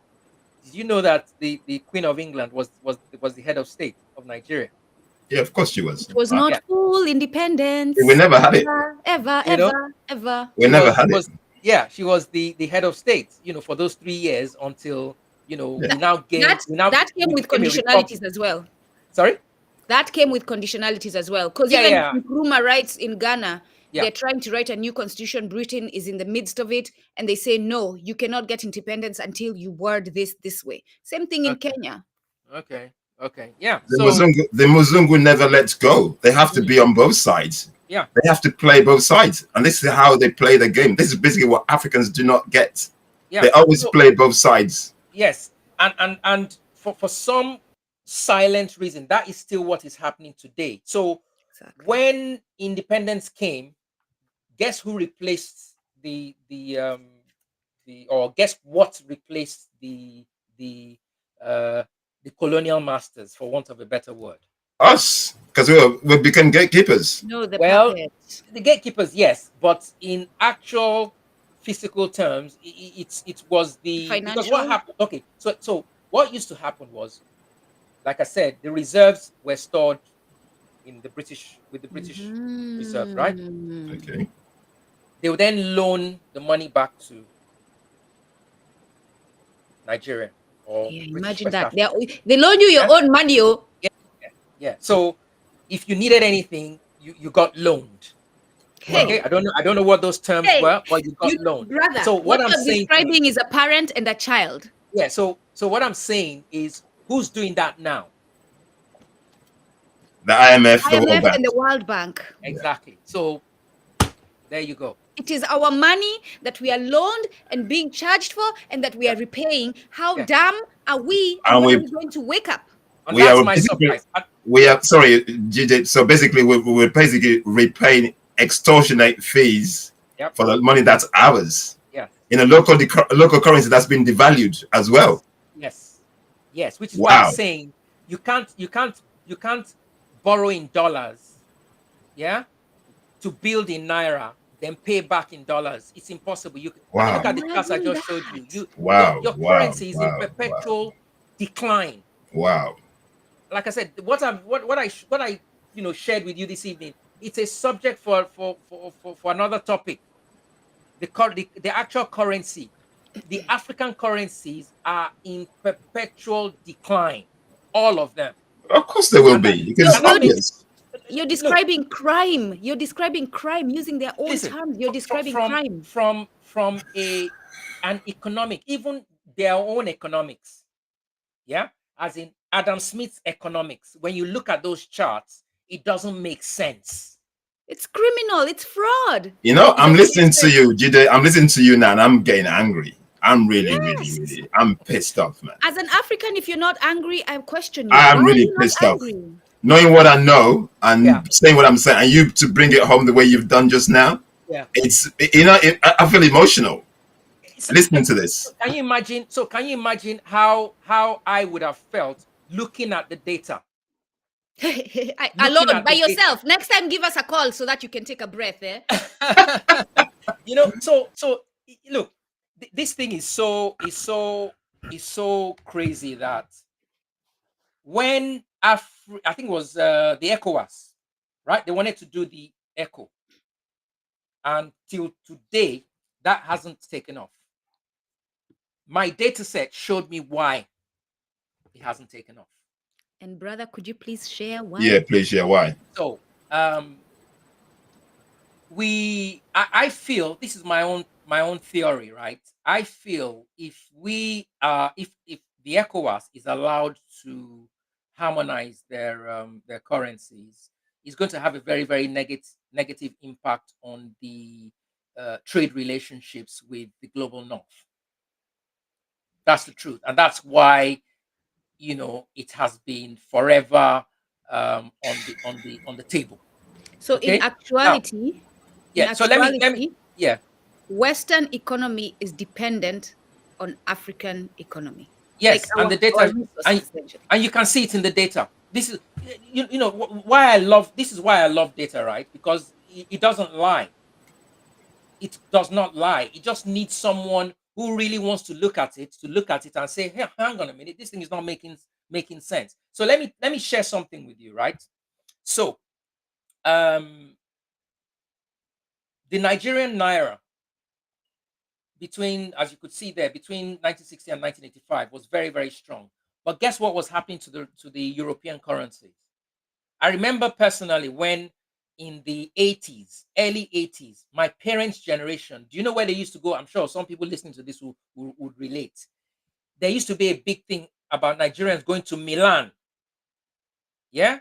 Because the naira was stronger than the Italian lira in the 80s. They would go. They were always on Alitalia flights to Iran. Iran, to Italy, Milan rather, in Italy, to buy bags, shoes, you name it. Yeah. Now it got to a point where they realized that the currencies. So this is me drawing my inference from the figures, from the numbers, that they must have realized that these currencies are not doing too well. We have to form a common currency. Yeah. So they went ahead 1999. So between 1999 and 2003, they did the unitary currency. And guess what? All of a sudden, the lira that wasn't strong against the naira, yeah, guess what? Became stronger against the naira overnight because Italy joined the euro, because all these other countries joined the euro. I mean, how does that work? How does that work? And you can see when all the activity happened, yeah, from the chart, when the currencies changed, when all these countries joined the euro, you can just see that change from red. So their currencies were in red, as in devalued. All of a sudden, since 19, some of them since 1999, some of them since 2003, have never been in the red, obviously, because they've joined the euro, and the euro is now, one of the strongest currencies in the world. How does that happen? Brother, And let that's me let why the echo cannot happen, because if we did the echo, a similar thing is going to happen. All of a sudden, it becomes, one echo to 1 euro. So that means, however we do the back end calculations, if I have maybe 100,000 echo, I can just fly into France and buy 10 houses or 2 houses or whatever. Nobody's going to like that. my brother. Back in the day, I Mm, could have said the white man is racist because they called us inferior, yeah, right? yeah, Today, they are justified to call us inferior and stupid because we are truly expressing inferiority and stupidity in what you're describing. No, I'm not even yes, kidding. yeah, We have ourselves have become the proof, we have become the reality of stupidity. yeah. And I wouldn't be surprised if in their rooms as they smoke, we shouldn't care about this, but maybe we should because it will have us thinking differently. They're celebrating, saying, "These are damn Africans are stupid." Oh yeah. Of course, of I course. feel that personally. I feel that all the time, Yeah, because, and you know why? Because, you go into a room with someone, this person has one up over you, and you can't see it. I mean, how else is he going to look at you? No, you have 500% up on him and you can't see it. You And you're can't see it. seeing Yeah, as if yeah, they have one up on you. yeah, That's yeah, what you're yeah, seeing. yeah, yeah. Exactly right.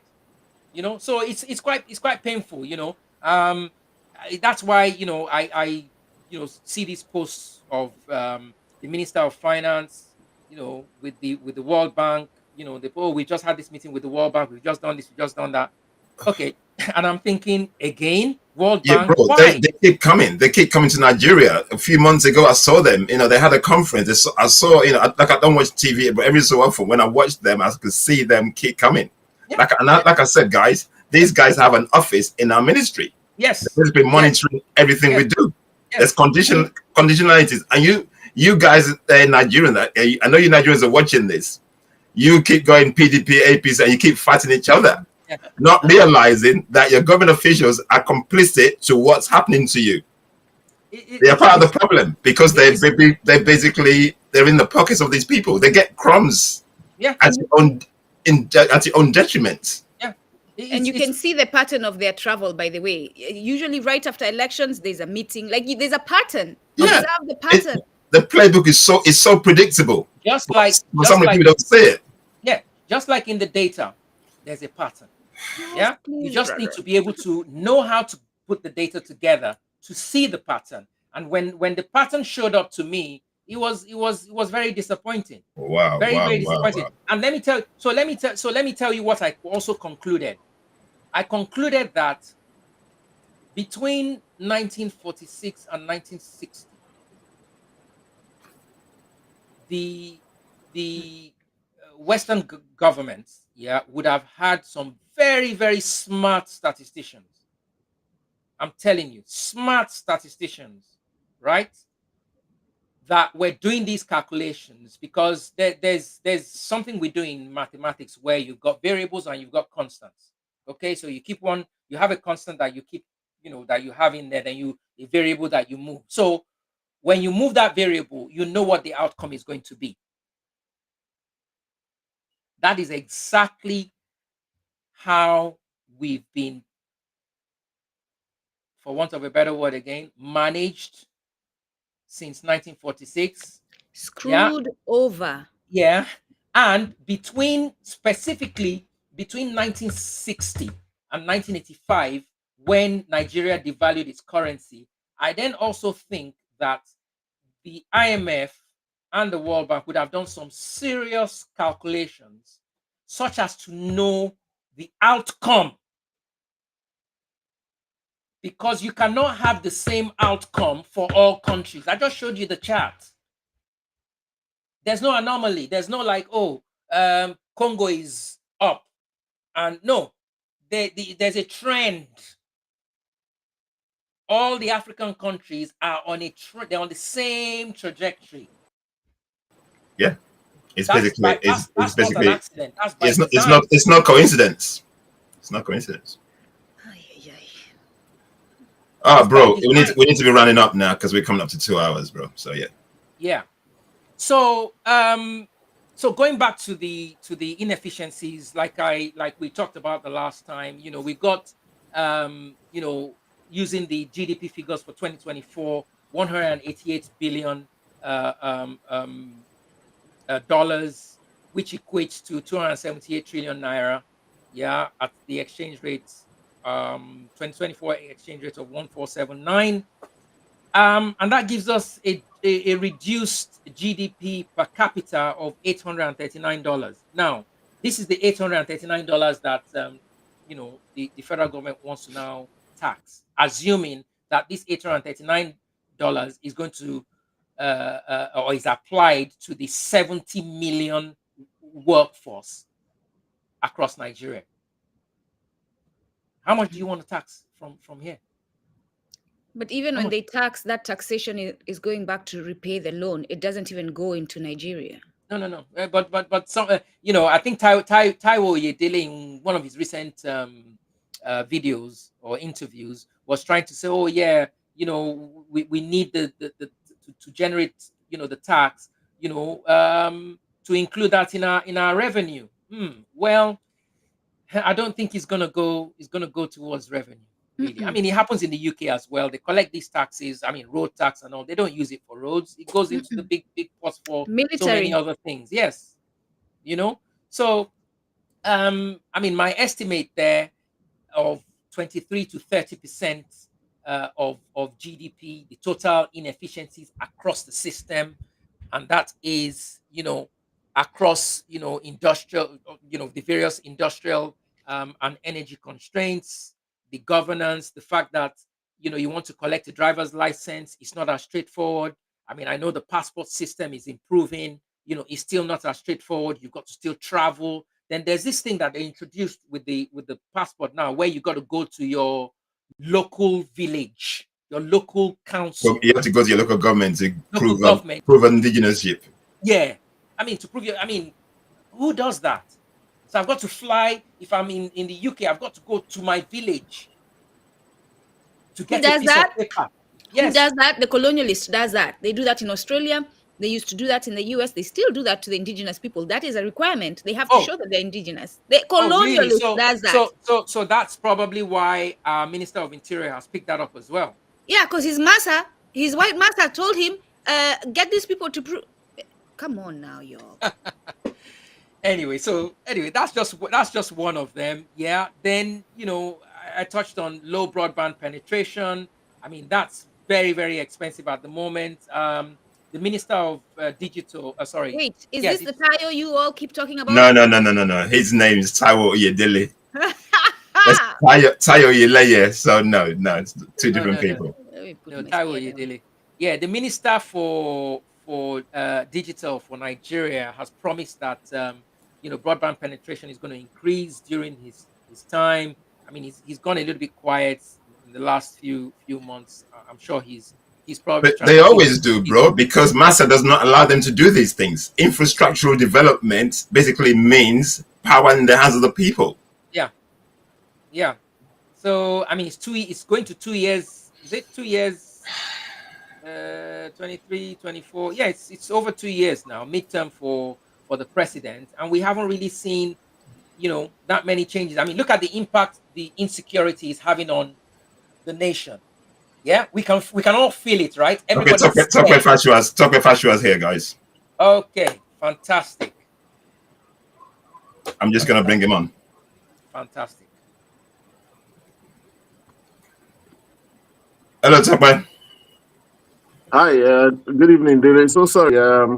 I tried to join. I had only 9% on my phone. I was in traffic in Lagos. The moment I joined, it just went down to 0 and, you know, threw me off and the phone went off. So I'm only Yeah. just getting to my location and quickly charging the phone. So yeah, so I'm sorry about that. I hope we can still have a short discussion. Yeah, no, we more than welcome. Thanks for joining us, my brother. Thank you. Okay, I don't know if you've been following what we've been talking about. We're talking about, obviously, Oh, it's dropped out again. What's the cost of that, brother? exactly. Babajide? That's exactly What's what I the was cost going to of say. that on the GDP of The Nigeria? so the cost. So think about it. So he said he was in traffic. Yeah, Oh, Okay, all and right, it's coming back. Give me a second. yeah, I'll just bring it back. So all that is a cost. but please break it down before he speaks. Go on. What's the cost Yeah, of what just happened? okay, you're back. Yeah, you Okay. were saying, yeah, I went off briefly. I don't know. We, You we were were saying something. including we were Yeah, well, including the cost of you getting here in traffic, not being able to connect in this whole scenario, because apparently it does affect your GDP in Nigeria. It's, that's See? we are that's talking very about Interesting. interesting. Yes, because inefficiencies. yeah, the cost of being in traffic, the cost of not having enough power to charge our batteries. I mean, you've just talked about it as you came on. Anyway, good to have you on. Yeah, thank you very much. Okay, what about you, Dace? Yeah, Do you wanna lead on this one? yeah. I think one of the first things questions I probably want to. I mean, based on the discussion we've had so far, one of the questions that I'll probably throw to Tope is probably around the inefficiencies within the system, and we've seen insecurity, and I've heard you talk about it, during Buhari's era, the implications of these issues that we're currently facing. I mean, if you can just shed more light on, you can see the screen that I'm sharing there. I've got infrastructure deficiencies, fiscal and tax inefficiencies, industrial. Oh, it's dropped off again. Yeah. This is He's becoming an but expensive but you conversation see, on this is Nigeria. a cost. Yeah. Yeah. This is a cost. That's Guys, the this government I'm gonna official say who this, cannot guys. be in a meeting. Okay, it's back. Hold on, let's I add him tell back. you. Right, it's like someone can't toggle off this screen when you're on it. You can't toggle off and back. Anyway, so to reply some WhatsApp text that I had before. Okay. So yeah, you were talking about inefficiency and so on. Yes. Yeah. So I just wanted you to shed more light on how, with the tax reforms that your administration would be implementing come January 1st, how you're going to make sure that the impact on the 97% informal economy is not going to be too hard, considering what the country is going through at the moment, i.e., insecurity, no power, everybody's running their own generators, there's no water, everybody's drilling their own boreholes, roads are, bad, you know, you've just come through traffic, all those various inefficiencies that impact our daily lives. There was a video I was watching the other day.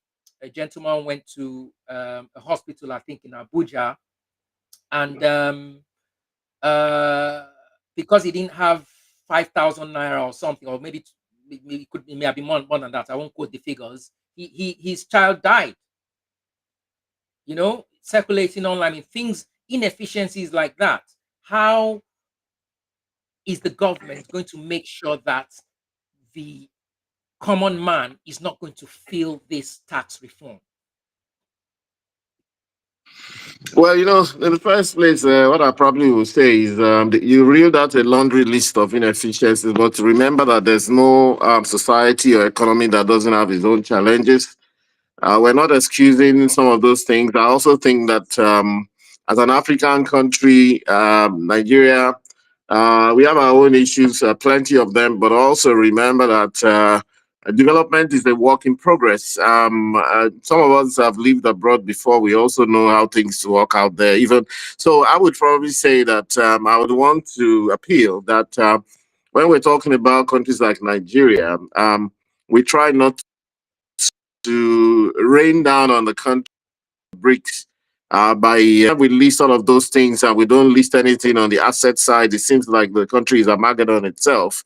If you talk about traffic, there's traffic in every big city in the world. I mean, get into New York traffic or Tokyo or China, even Dubai that I've been several times, you run into all those traffic. So it's not a big deal. It's just, indeed, you could even say beyond, I mean, it's actually because of road works. That's why there was this traffic today. And I'm talking of, it took me about 40 minutes to get over about 70 kilometers. It's not like too bad. So anyway, then of course, one thing I would also want to say, which I've been working on, is that our development trajectory will have to follow a different route from the orthodox. In which case, just like about 25 years ago, when we went into GSM, the telephony. Before then, we had just about 400,000 landline telephone lines in Nigeria. And of course, this new technology was fairly new technology all around the world. But we know that we as a people, oftentimes, we don't actually get involved in the putting together of this technology. Many of them come from military backgrounds when they finish using them. Your hand is covering the phone, Tope. Oh, okay. Yeah. Okay, I see. All right. So it's after they've perfected. You're still doing that? He may need to. My hand is covering the phone. It's okay. Yeah. We need to It's covering the camera. It's covering the camera. Am I still covering the camera? Yeah, your hand is still there. Your finger is covering the camera. That's better. Yes, that's better. Okay. And there's the lights in your Where's background. the camera? Yeah, that's better. My background. Oh, my background is there's a light up there, Actually, I'm charging the phone, so I'm holding anyhow. So our development trajectory will have to take another route. I was talking about GSM and how we moved from 400,000 landlines, which are so difficult and expensive to get, to 200 million, 250 million different phone lines, all mobile. And we kind of skipped that. It was a problem at some point. I remember when PayPal would not come to Nigeria, would not have anything to do with Nigerians because they couldn't verify any address in terms of landline.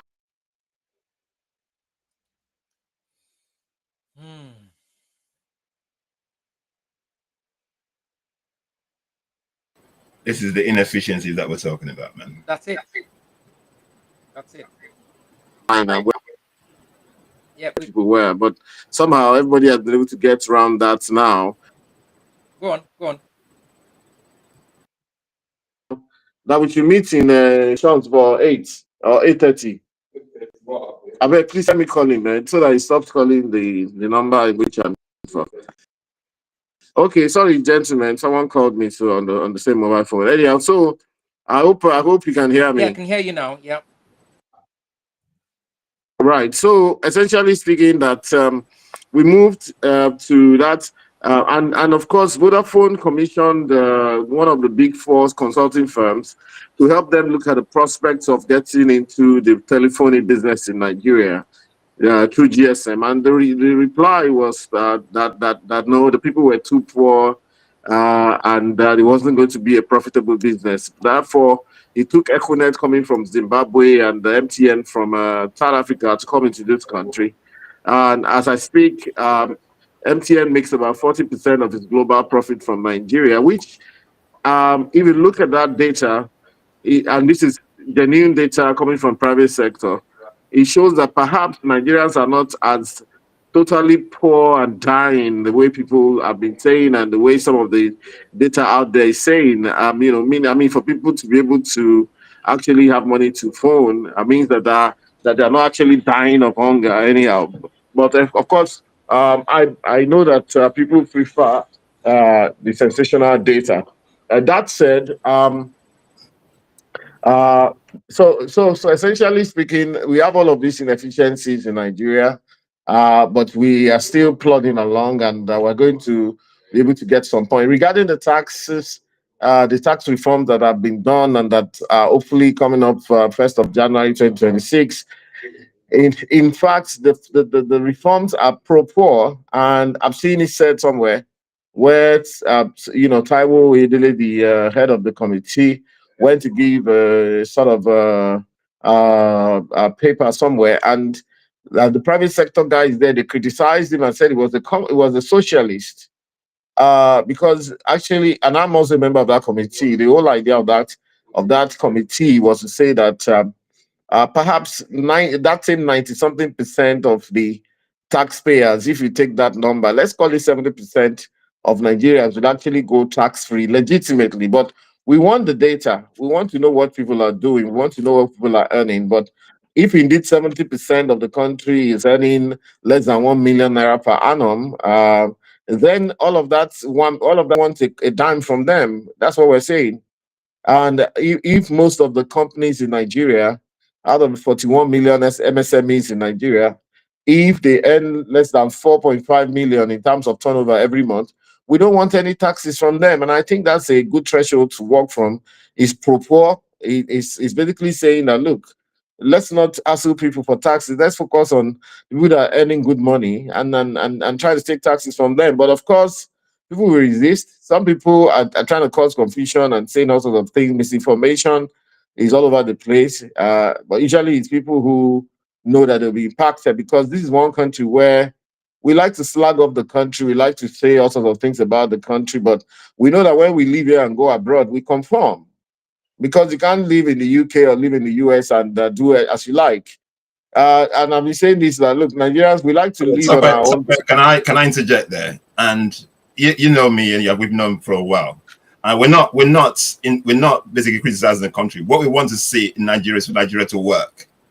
And most of us who have lived abroad know exactly how the systems are. And the systems are not pro people anyway.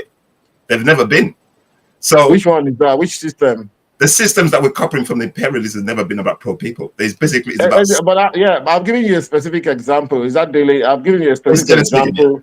The specific example is in if the taxes would work, the reforms would work the way we want them to work, it is actually pro people. And I said that the reform committee head has been accused of being a socialist. You can actually check it out. I don't buy into all the narratives. But what I'm trying to say is basically, my brother, inefficiency is happening in Nigeria all over the place. If we plug those inefficiencies, start working on that first before you bring the tax reforms in. Let's fix ourselves first. We're not doing it. So I'm actually from a logical perspective. Once you fix it, then you can actually take the money. But you're not fixing. I get you. I get you. But first of all, let me quickly answer Dele on that so I don't lose my train of thought.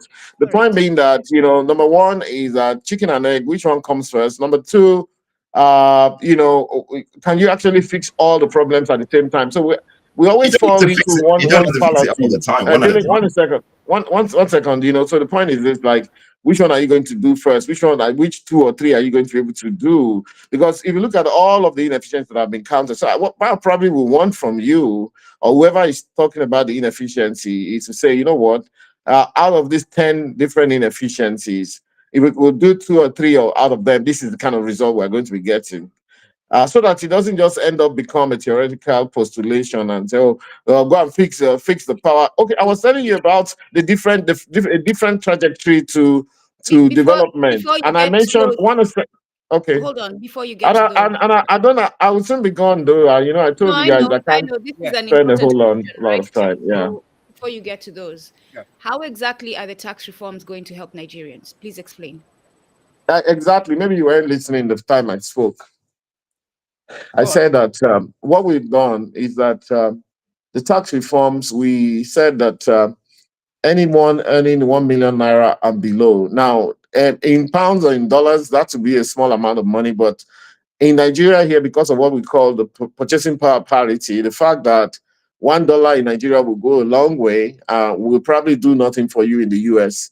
But $1 here is 1,400, 1,450. Will buy the lowest people, the gatesman, the man on the street, will buy him a meal. You buy him a meal anywhere within Nigeria. In some places, we could even do more than that, So what we said was to say that anyone earning like 80,000 naira and below in a month would not pay taxes. But even if beyond that 80,000 naira, if your rent is about 200,000, it will also be tax free. So you add that 80,000 times 12 and add another 200,000, and it takes you to over 1 million naira. I also said that, and that'll be tax free. So this is the first time. Before then, people earning 30,000 were taxed. It's still going to be a bit problematic because some states are fighting it because it is deductions from pay as you earn that they use as revenue in many of the states. But I'd like to before chip in when now, you we finish. we, we, we, we, we were taxing just about everybody.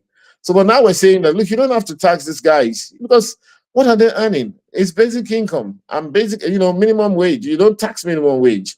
But Number two, how will the tax, no, we said that it's not how you're taxing. How will the tax you collect help Nigerians? Please explain. You said it's gonna help them. How will it you are do that? jumping on two different questions. But my question is that I'm not on another question. That's the question on the table. Oh So, my. How will Anyhow, the you know tax, what? let me how I will, told Dele about so, these things. I so don't. let me I'm quickly not the you answer. government. be, I'm just an no, advisor. And exactly. But I'm in fact, asking you a legitimate question. when I looked at the theme of your event, I told Dele, I said, look, it's as if you guys had made up your mind what you want No, to no, what no, no, you no, pay no, people. no, no, no, So no. I'm So saying that, let look, me. let me then land, please. Number one, Yeah. you asked me a question specifically, how is this tax reform going to help the people? I've told you about how it's going to help the smallest people through pay as you earn, and I'm telling you that we are saying that you don't tax minimum wage people for the first time, and we Can moved I? up the threshold. And I think secondly, for businesses, for small businesses, because Nigeria is actually run on small businesses, there will have millions of them here, but we're saying also that if your turnover is 50 million naira and below, meaning per annum, meaning 4.5 or thereabout million per month, you're also tax free. You won't even pay VAT. And so from those two perspectives, there's a whole chunk of people that have been taken out of the tax net. okay. That's Can, the can I thing. add? So Can I add to yeah, what you've said? Because I was listening very very patiently. I wanted you to finish so that we can approach this in a systematic way. So the this particular topic is not a target, or should I say, it's not. We're not trying to sort of target your government. No, that's not what this is about. This is about the people. Okay, you said targeting the you said issue. you want to bring some people into the tax net. You talked about no, 80,000. Hold on, that's you at the talked about. top. That's the top echelon. At Yeah, the yeah. lower, we're taking people out of the tax net at the lower end, and that's Yes, where you are most of the taking them people are. out, but hold on, you are taking them out, but you want to bring them in to take them out, i.e., they must register so you know who they Yes, are. Now, yes. what is the overhead of doing that to those people? These poor The people overhead, that no, you no, no. want to It's you cost free. it's cost free. Absolutely cost free. It's cost free. So all they need to do is collect a tax ID, go and open a bank account, Yes, etc., etc. they don't even have to open any account. So the point is that make sure you are registered, okay, and file your tax. Most of this will be done using your phone. You don't even have to go to an office to fill a form. Just say, okay, you know what, my tax is nil.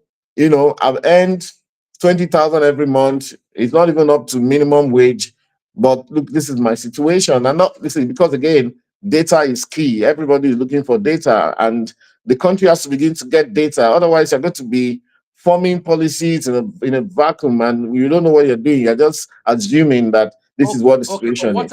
what about phasing that in? Okay, so already you captured the banking sector, you've captured the federal government workers, you've captured the state government workers. Can you not phase it in such that the entire tax system, whether some people are paying tax or they're not paying tax, you phase them in, because the impact that I have seen, that I have measured, is going to be very, very severe on the 97% informal economy in particular. No, no. How? Why? How? It's gonna be because all, I mean, a lot of them at the moment, the ones that are running their own businesses, for instance, like you've mentioned, yeah, they are generating their own power, yeah, they are generating their own water, they are making a lot of sacrifices that the government is not paying for.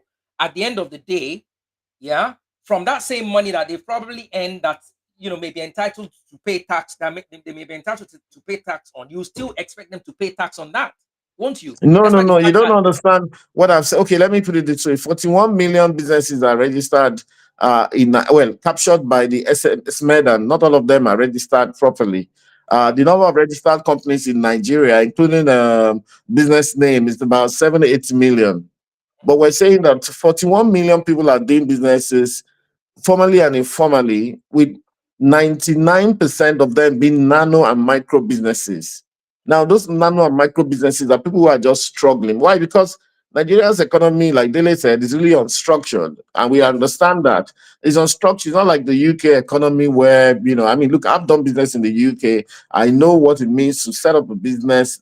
The first thing you get the moment you manage to open an account is a letter from Her Majesty or His Majesty's Tax, Revenue and Customs, warning you of the consequences of dodging taxes. And of course, you have to do your NI and all of that. I had staff in the UK that I was paying and all for more than up to 10 years. I know what it takes in the UK.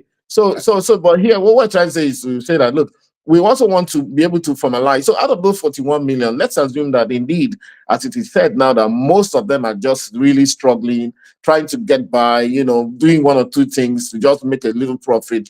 Most of those people were saying that they are not supposed to pay any tax. So I'm just saying this.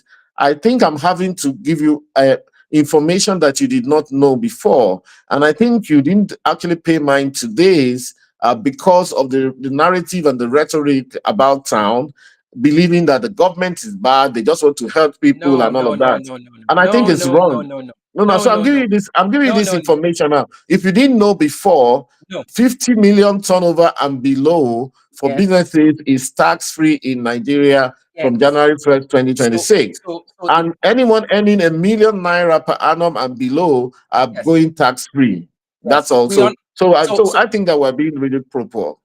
No. So what you need to understand, is that we're not sort of anti-tax. What this topic is about really is that the how would I put it? The inefficiencies like, for example, the 117 million that apparently was missing in the NMPC. Nigeria should be taking care of those monies first before they even introduce a tax system. I mean, look at Dubai. How many of the Dubai or UAE citizens pay tax? They don't pay tax at all. How many of they don't pay tax at all? They pay now. I have a business in the UAE. I still have a business in the UAE. They brought in taxes now since 2017. International businesses pay tax, but it's still a low tax. No. Local businesses also pay. So what they've done, VAT is 5%, and they've also brought in 9% company income taxes. For your turnover, if your turnover is more than 375,000 dirhams per annum, and of course everybody must register and do their taxes, whether or not the citizens don't meet the threshold. But how many? What's the level of inefficiencies within the system? The Nigerian system is too inefficient. But there are inefficiencies everywhere. I don't know your name though, but I'm saying that there are inefficiencies everywhere. Please don't. You cannot define. I'm afraid. I wouldn't want you to define Nigeria by its inefficiencies. No. Our past must not define our future. Every people should wake up every day with a view to doing better on their inefficiencies. And therefore, the whole idea is that inefficiency itself is not a destination; it's a journey. Let's make it better every day, and therefore let's not define ourselves by inefficiency. It's not focusing on your government. Like I said before you joined the call, whether it's Buhari's government or Obasanjo or whoever, it will be very, very difficult to implement, or I would say the same thing if they were going to implement the same tax reform, because majority of the population, like I said, 97% is still informal. You need to make sure that, as a country, you need to make sure that the country is set up well enough such that you reduce the level of inefficiencies from where it is today to where citizens of the country can go before you introduce. So if I say that, which of the inefficiencies do you think we should tackle first? If you had three out of 20 inefficiencies, and there are inefficiencies everywhere, you probably live in the UK. I could reel out 10 different inefficiencies I live in the UK. You've lived in the UK before. I want to say, brother Babajide, one inefficiency, security. In the UK, they don't have people attacking. No, hold on. They don't have people attacking. Hold hold on, brother. You asked which inefficiency we want to pick. Yes, I'm I was picking going to say security. security, healthcare. In the UK, they don't have terrorists attacking the farmers, that the farmers cannot go and plant their Oh, crops. So okay, how there are you're you moving to an dealing? How are international you dealing? perspective How are you that dealing? a Because lot of the we you're didn't the invite these one, things to ourselves. you're the When one who Gaddafi was brought up toppled, the Ukraine. in 2011, they All I'm opened hearing up is that and the excuses, my US dear. toppled Gaddafi, including the UK and France. They Yes. toppled Gaddafi, they murdered him on the streets, they sodomized him on the street, If you had joined the and that call opened earlier, up. You're if you the had Sorry? one joined who the call brought up the earlier, UK. we'd already touched on this. If you had joined Yeah, the call so earlier, we see it's exactly that tells you how vulnerable a country like ours is. We're sitting on our own trying to solve our problems, and this thing happened. And before you know it, we had the kind of weapons we had never seen before flowing into this country, and we went into international terrorism. We had never gone into such a thing before. Look, yeah, Alpha. So how You is know, so Nigeria we planning didn't to have move this kind closer of to problem its before. So you yeah. can't, you see, we're trying to clamber out of it. You can't just, you can't heap it on us, honestly So speaking. Do you think we like are it? you going to We don't still like it, you know? are you No, still going So to bro, we're carry please, not and on? that's what Nigerian. I'm saying. We're Don't make up your Nigerian. mind. If So I We're are not. had you going time, if I had more time, I probably would have been able to really take you guys on some of these things, but I Use don't, no excuse. honestly. We And wanted that. We it want, is actually what it wanted is. that. Dele knows a lot about these things I'm saying. Some I of us who are understand in that. government, we also are very aware of it. The terrorism you are blaming us for is not our doing. We don't no. listen. No, We we like didn't life in blame you. We Nigeria, are okay, asking but how we. that tells you that Tope, Hold on, one minute, if there's Babajide, hold it on. tells you that Tope, if maybe Nigeria was about to One, make a can progress you and listen? one somebody at Can you a cooks listen? time. up this thing, yeah, Listen to me for 1 second. Just 1 second. I'm Just give me listening. 1 second. Yeah. I need you to disabuse your mind about the fact that we're attacking your government, the government. We're not attacking the government. We're not attacking the tax reform either. The tax reform is good, but what we're saying is the implementation should be phased because of the inefficiencies. I know the impact it's Okay, going to which have how on would you my want us to face on it? sorry, you phase it. I've just explained to you. Phase it. Start How? with government workers. Start with federal government, state. From state, the bankers are already being Okay, taxed. Like you you know what mentioned, happens when 41 million.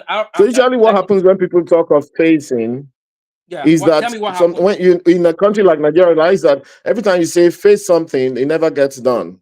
If you want to do something, I, do it once nah. and tidy up after yourselves. So essentially, there's nothing to even face in the taxes. If you say we want 70% of people to not pay taxes anymore, it's something I would do immediately. Let them not pay taxes anymore immediately. So there's nothing like, 20% of people will not pay taxes anymore this year, then another 30% next year. No, come on. Do Then what you have after, to do. so you implement, then you start surveilling their bank accounts to see whether or how would I put it? They're paying the right But you know taxes. that's the way it Correct? is everywhere. The It's that's not surveillance is there. so, It's In the US, for so example, it's coming. everybody It's does coming. tax So, but it's it's not filing. a good coming. thing. It wasn't like that It's before. spying Sorry? into It's people's coming. accounts. It's not a good thing. It's not a I good don't thing. know. No, I don't know about spying into people's account, That's what they're doing. but when you're given self-filing, when you're allowed to file yourself, there's a way the government also ensures that you're not giving them the wrong numbers. So that's the thing. However, it is done legitimately is also what we will do. Because again, I mean, it's just about But, accounting. but, One but way yeah, or but the that other, you'll see that somebody is not giving you falls the down right to digital digital numbers. tax surveillance. That means you're going into my account to check, whether what I've submitted is correct, whether with or It without won't my be done like that. authorization. It's still it's still How is it done in the UK where you do self-filing? all this is new. Yes, in the last You few don't weeks, understand. It is also done in the UK. I did my no, company filed it's taxes. not. I filed taxes for myself. I've filed taxes for my staff in the UK. Yes, And but from time to time, you know what they do? At least I yes, remember that. What they yeah, do is sometimes they choose some companies and they do an audit on you. yes, of Okay. course. And they come in. And so in the same vein, But they can't so go into your account without no, they can't. the No, they can't. judiciary. We don't Without the have to do that. judiciary. We're not doing that. But you know what we do? There's something What? called anti-money laundering and countering CFT, AML CFT. Everybody does So that. for Everybody somebody does who that. has exactly so that does is that, I mean, how much can you deposit the cash into your account in the UK now? You probably will tell me. In fact, the rules have changed in the last 3 years, where Yeah, a third party cannot pay cash into your account in the UK, right? So, in the yeah. same vein here, the AML-CFC filing by the banks will sort that out. If somebody is paying 100 million, 500 million into their account, and at the end of the day, they are declaring that they only made 50,000 naira, it'll be clear that this person, looking at the reports that are being submitted, is actually lying to government. So Yeah, we but want this, people to be able to have the NIN first, yeah, but the, at that level, identity that's not what number that's and the not. tax When number. we're not actually interested at that level of funding or funds rather. 50 million, 25 million. No, we're talking about the common man. So the 80,000, 70,000, Those 100,000, ones, they don't all have those any people. problem. Yes, you said Nobody you is are going to solve. Nobody. What? Those all of those guys are going to be going tax free. That's what I told you. yes, they're going to go They tax are free. tax But what free, about the legit. surveillance side of things? You're My still going to There's no put brother, need that for burden on surveillance. them. Nobody is You're going to surveilling put them. They don't even have anything to surveil. That's what we're yes, saying. We're not looking. Let me tell. Okay, you know what? Sorry, is that Babajide? See, let me tell Babajide, you yes, the concern of government. Okay, yes, this government is exactly. not those small people at all. We know that there's money in this country. You guys abroad, you guys are the ones that say Nigeria is corrupt, it's inefficient. We are trying to solve the inefficiency. So we want to try and solve the inefficiency, and you're the same people you're attacking us again. And you So want it to use doesn't the it you want doesn't to use sound no, no, fair, no, we're not really. attacking, we're not attacking you, please. I want you to, we're actually trying to Honestly, work that's what it with sounds you. like. You guys sound Well, very combatant about it. no, no, And no, no, no. honestly, I told Dele I didn't want to come on this. I take this risk. You are never going to find, maybe you are never going to find any other government official to come on your show. Never. No, no, no, no, I'm a no. risk It's not, taker and we're I've not, been on the side. I've been where you're coming from in the past, so I understand. I ran for president in this country in of course, 2019. And of that's the kind course. of the reason why I'm confident enough to say, you know what, bring it on. Let me do as much enlightening as I can do to explain where we are. Okay, so can I top off what you just said? Okay. Now, we are not trying to say that you're not doing enough per se, right? We know there are various factors, like you mentioned, Gaddafi, the West, how they took him down. We know all those things play out as well. So, where does the World Bank sit in this whole tax reform dynamic? If I may ask that question. World Bank, Yes, World World Bank, Bank is a the bank. support, Do you the know that? support, the support that So they're let me giving say this. you, around the common reporting standards, etc., etc. I mean, what role are they World going Bank is a to bank. play World within this Bank is a bank. We often make that mistake. World Bank is a bank that's looking for business. They're a profit-making organization. Whatever money they lend to African countries, they make an interest on it. That interest must be profitable for okay, wherever they are coming from. and we Unfortunately, used we've allowed yeah. them for too long to make too much incursions into the economies of especially African countries, and then they begin to dictate. It's just like Oh, so Barclays Bank coming to dictate to you how to run your family. It's so crazy, you're with us, So, you're really with us so on that. World Bank is a bank, as far as I'm concerned, and we should reduce their influence on especially one month ago. And I was asking people, my first comment is shaking after you don't see us only African countries, and you want all their ministers of finance, vice president in America for what? Their vice president should blow and see these people because you're making me from them.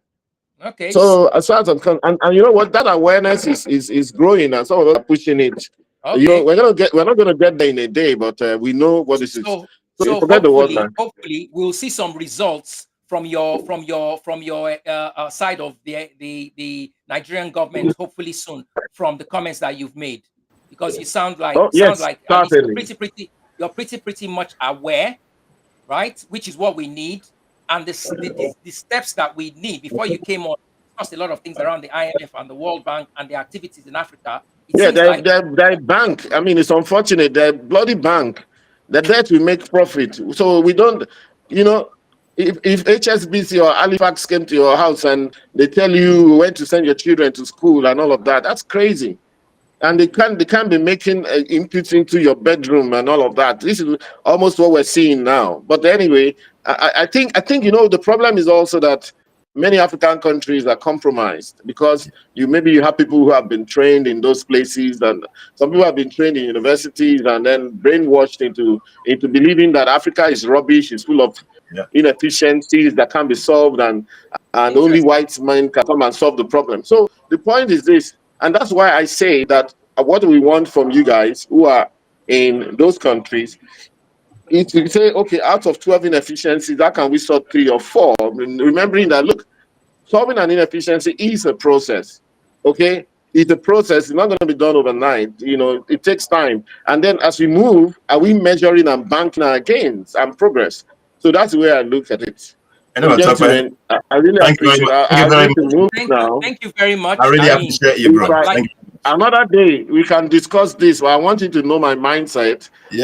But I think I would love to come on another day, maybe in a couple of months. You said it. You said it. I'm gonna hold you to it. Please, I'm gonna hold you to it. Yeah, please do come on. And like I said, this is solid intellectual. Yeah, brilliant. I really want to push the idea. Then we can begin to solve our problems. Okay, thank you, my brother. Thanks for coming. We appreciate you. Fantastic. Take care. Bye. Thank you.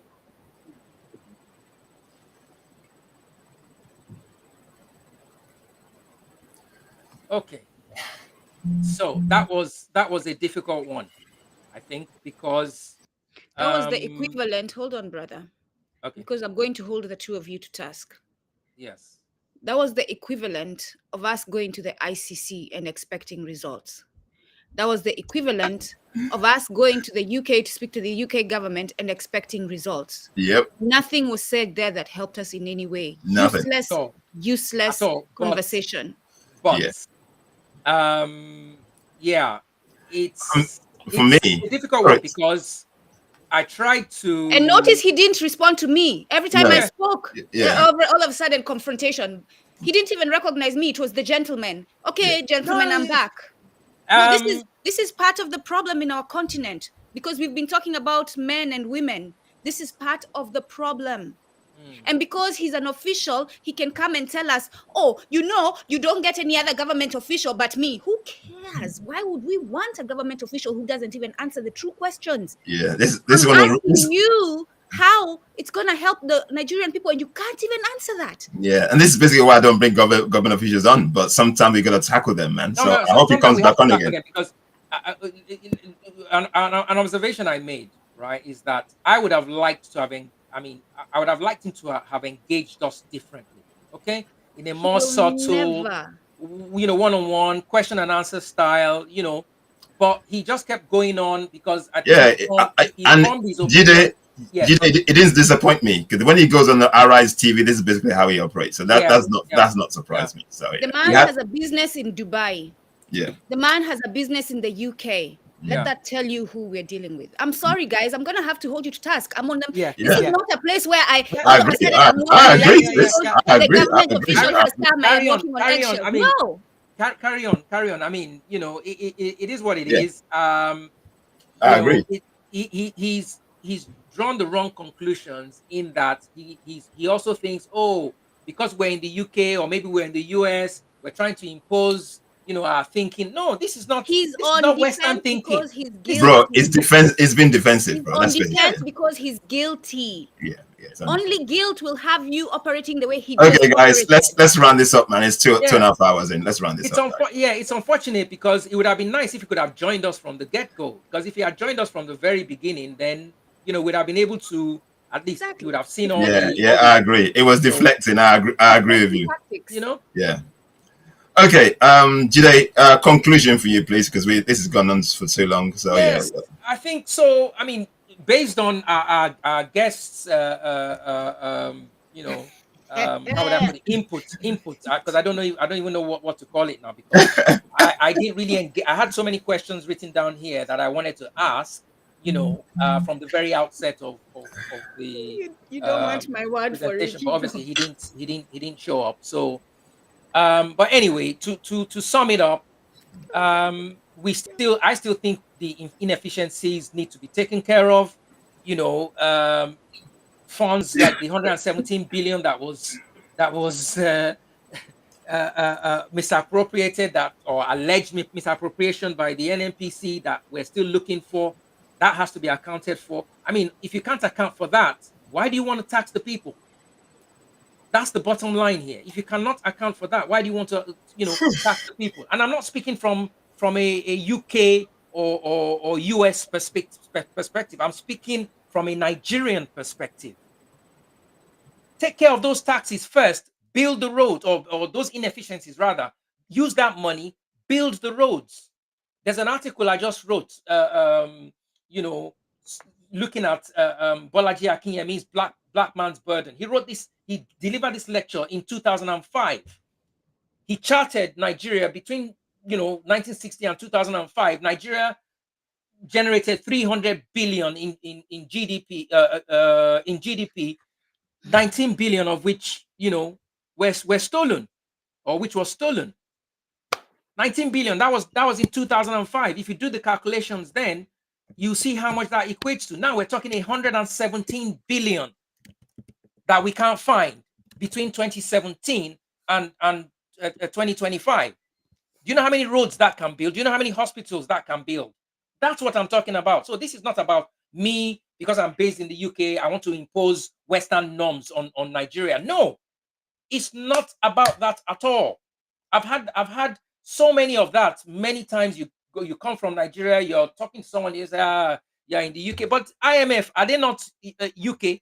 World Bank, they're imposing their rules on you. Are they not foreign? Brother, here's what this moment, and I'm grateful for it, as hard as it was to persevere through it. Here's what this moment taught us. A revolution is needed. We cannot use the system. We cannot use the government. We cannot use the government officials for what we want for Africa today. A revolution, a take down of government is what we need. We cannot operate under the current terms. If you all think that we're going to be able to restructure, reform, have conversations with a man who won't even let you speak, and that's one who he's not even the top ones. So imagine the top ones. Unduku, let me add something to what you've just said. I was telling Dele earlier that in preparation for this presentation, and I want everyone watching this to go and search Tope Fasua on Arise News, right? And watch all the videos. He was exactly as we are now in 2023 or 2022, before this president came to power. Unduku even wrote a book. I have his book on Kindle. The man has a business in Dubai and in the UK. So yeah, it says everything anyway. Thanks, guys. One more before you go, Babajide. There's a question here. The question, I'm just going to put it on the screen so you can answer it, because it's been waiting there for a while.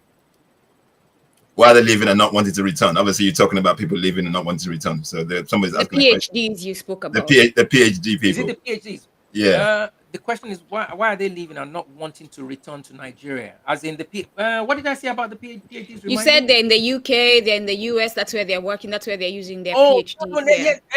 Yeah. So there's a lot of them out here. Obviously, they're doing very well.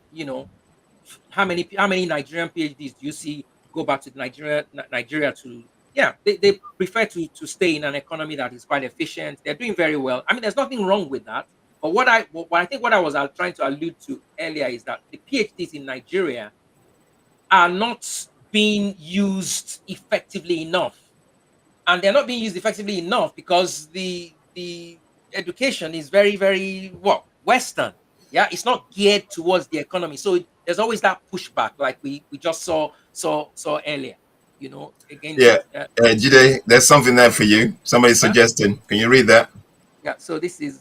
We haven't had it. We're going to invite him for that specifically. Yeah, that's gonna come. So that's a. We'll do. Yeah, we'll do. We're gonna create a series, and talk about. Yeah. We're gonna create a series. I think this is gonna be a series, guys. So we're gonna have different sectors, different industries. We're gonna break it down. We'll do that. Okay. Finally, before you go, bro, the customary thing. The question from Amakainsile to you is, how can Africans how can Africans economics as a course be structured? So how can African economics as a course be structured at an African or Afrocentric university? Wow, a very tough one, because obviously you have to mean that we engage with the academics first and foremost. Like I said, in the last couple of years, I was able to call and speak to one of the sorry, bear with me a second. I'm just trying to get back onto the main screen. I just lost that screen for a second. Where is it? Sorry. Yeah. So I think we need to, you know, government, get engaged with the various African governments, wherever you are in the world. If you have the capacity, let's just start writing to the government or the education system to encourage them to come up with curriculum for these universities, because the universities, majority of the universities, especially from an economics perspective, from what I've found, still engage a lot in Adam Smith. The colonial practice. Yeah, the colonial practice. I mean, they're trying to change that at the primary level, but we need to do that at the government level as well, at these the tertiary and the tertiary and secondary levels. We need to make sure that everything that we're engaging with is localized. Okay, the education needs to be localized. We take what we've learned from the London School of Economics, the Cambridge and Co, and we customize it to how it applies on ground. It is only when we do that can we find a way forward, because in doing that, all the parameters that I've cited in my data sets today will come out, because you're then looking at the facts. So off the back of facts, you can then start postulating theories that work for African economies. So quick question, I'll add a question before we take yours. Yes. Given that these governments do not collect data, at least not for this purpose, given that they're not putting up policies to defend that, wouldn't a better option be for us to build outside of the government these education systems that we seek to help us? Okay, so I'll take the last question first. So would it not be better to build outside? Mm-hmm. Whilst I think it's good to build outside, I also think it's not good to build outside. And I'll take it from the Nigerian perspective, because I always complain about one thing. Mm-hmm. There are a lot of private universities in Nigeria, right? So people who feel the system didn't work for them or it's not working, they made money and they go and create new universities alongside the old traditional universities. Do you know what my recommendations are? I would prefer all these rich people that go and create their own universities, who studied in the old universities, to go back to the old universities and actually put their money on the table and engage with the university and say, okay, you know what? I'm going to create or enhance the economics department. I mean, if the person is narcissistic, I'll say, okay, you're going to name it after me, and I'll be donating X amount every year to the cause of that department. That's how it's done. That's how it should be done. Because all these private universities that are being created indirectly is an inefficiency, because guess what? They're taking the same lecturers that are in the old universities, they pay them more, and they go to the new universities, thereby doing what? Degrading the old universities. That's what's happening. It's a cycle that I don't know whether we understand it or not, where we're cutting off our nose most of the time to spite our face. But what you described is a capitalist private university. I'm talking about revolutionary people. Again, where capitalism is not centered, where helping your people is the grounding, right? I agree. Different scenario. I agree with the way you've put it. But yes, so if we can find a revolutionary businessman, let me not call the person a revolutionary capitalist, a revolutionary businessman, African, who says, you know what, I want to give back to my society, and I'm going to go back to my alma mater, maybe studied in University of Lagos. I go back to the engineering department. I'm going to put my money where my mouth is and be part of the regime that says, okay, this is how we're going to sort of order the playbook in this university from today henceforth. That would be if it can be adopted, that would be a very, very good approach. Then you're streamlining the education facilities in the country. There's focus, everybody is involved. Education in Nigeria at the moment is chaotic. It's all over the place. And in the end, I've had people who go to these new universities, they graduate, they come here, and they're so taken aback by the difference. Like, wow, I've never done this before. I didn't know this is the way they did things. And I said, okay, why? So what's the difference then? You've gone from you chose not to go to the state university, you've gone to the private, but what are you getting? Meanwhile, you could have the person who put the money in the private could have leveraged on the existing infrastructure to add value to the community. My brother, this is basically what our generation did wrong, sadly. Yes, yes. That's our generation. Anyway, question for our next guest. Question for our next guest, please, bro. Wow.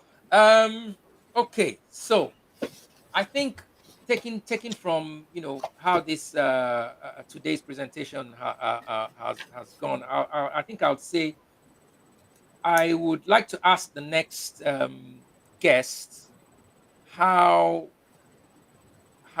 he or she would tackle the mindset of our potential leaders. Yeah.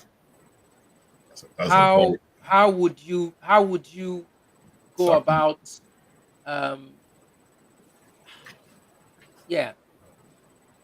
dealing or tackling them, because there's a mindset issue here in terms of how we look at our economy, how we look at each other.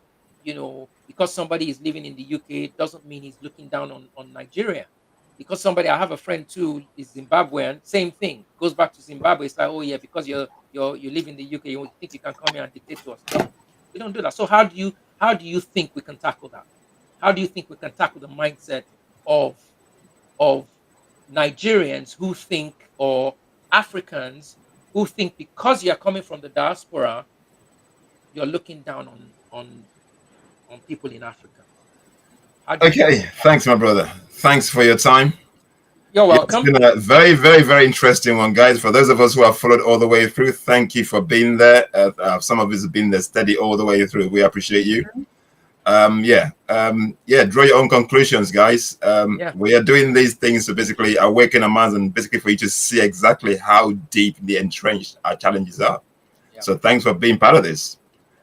Thank you very much. Thank you for your continued hard work, brother. I'm sure it's not easy to get these data sets. No, it isn't, but it's good. We'll continue, and let's start the series. Let's create a series. Well, I'll have a conversation with you. We can start a series. All right, thanks everybody. We'll see you next week. We're back next week. Thank you.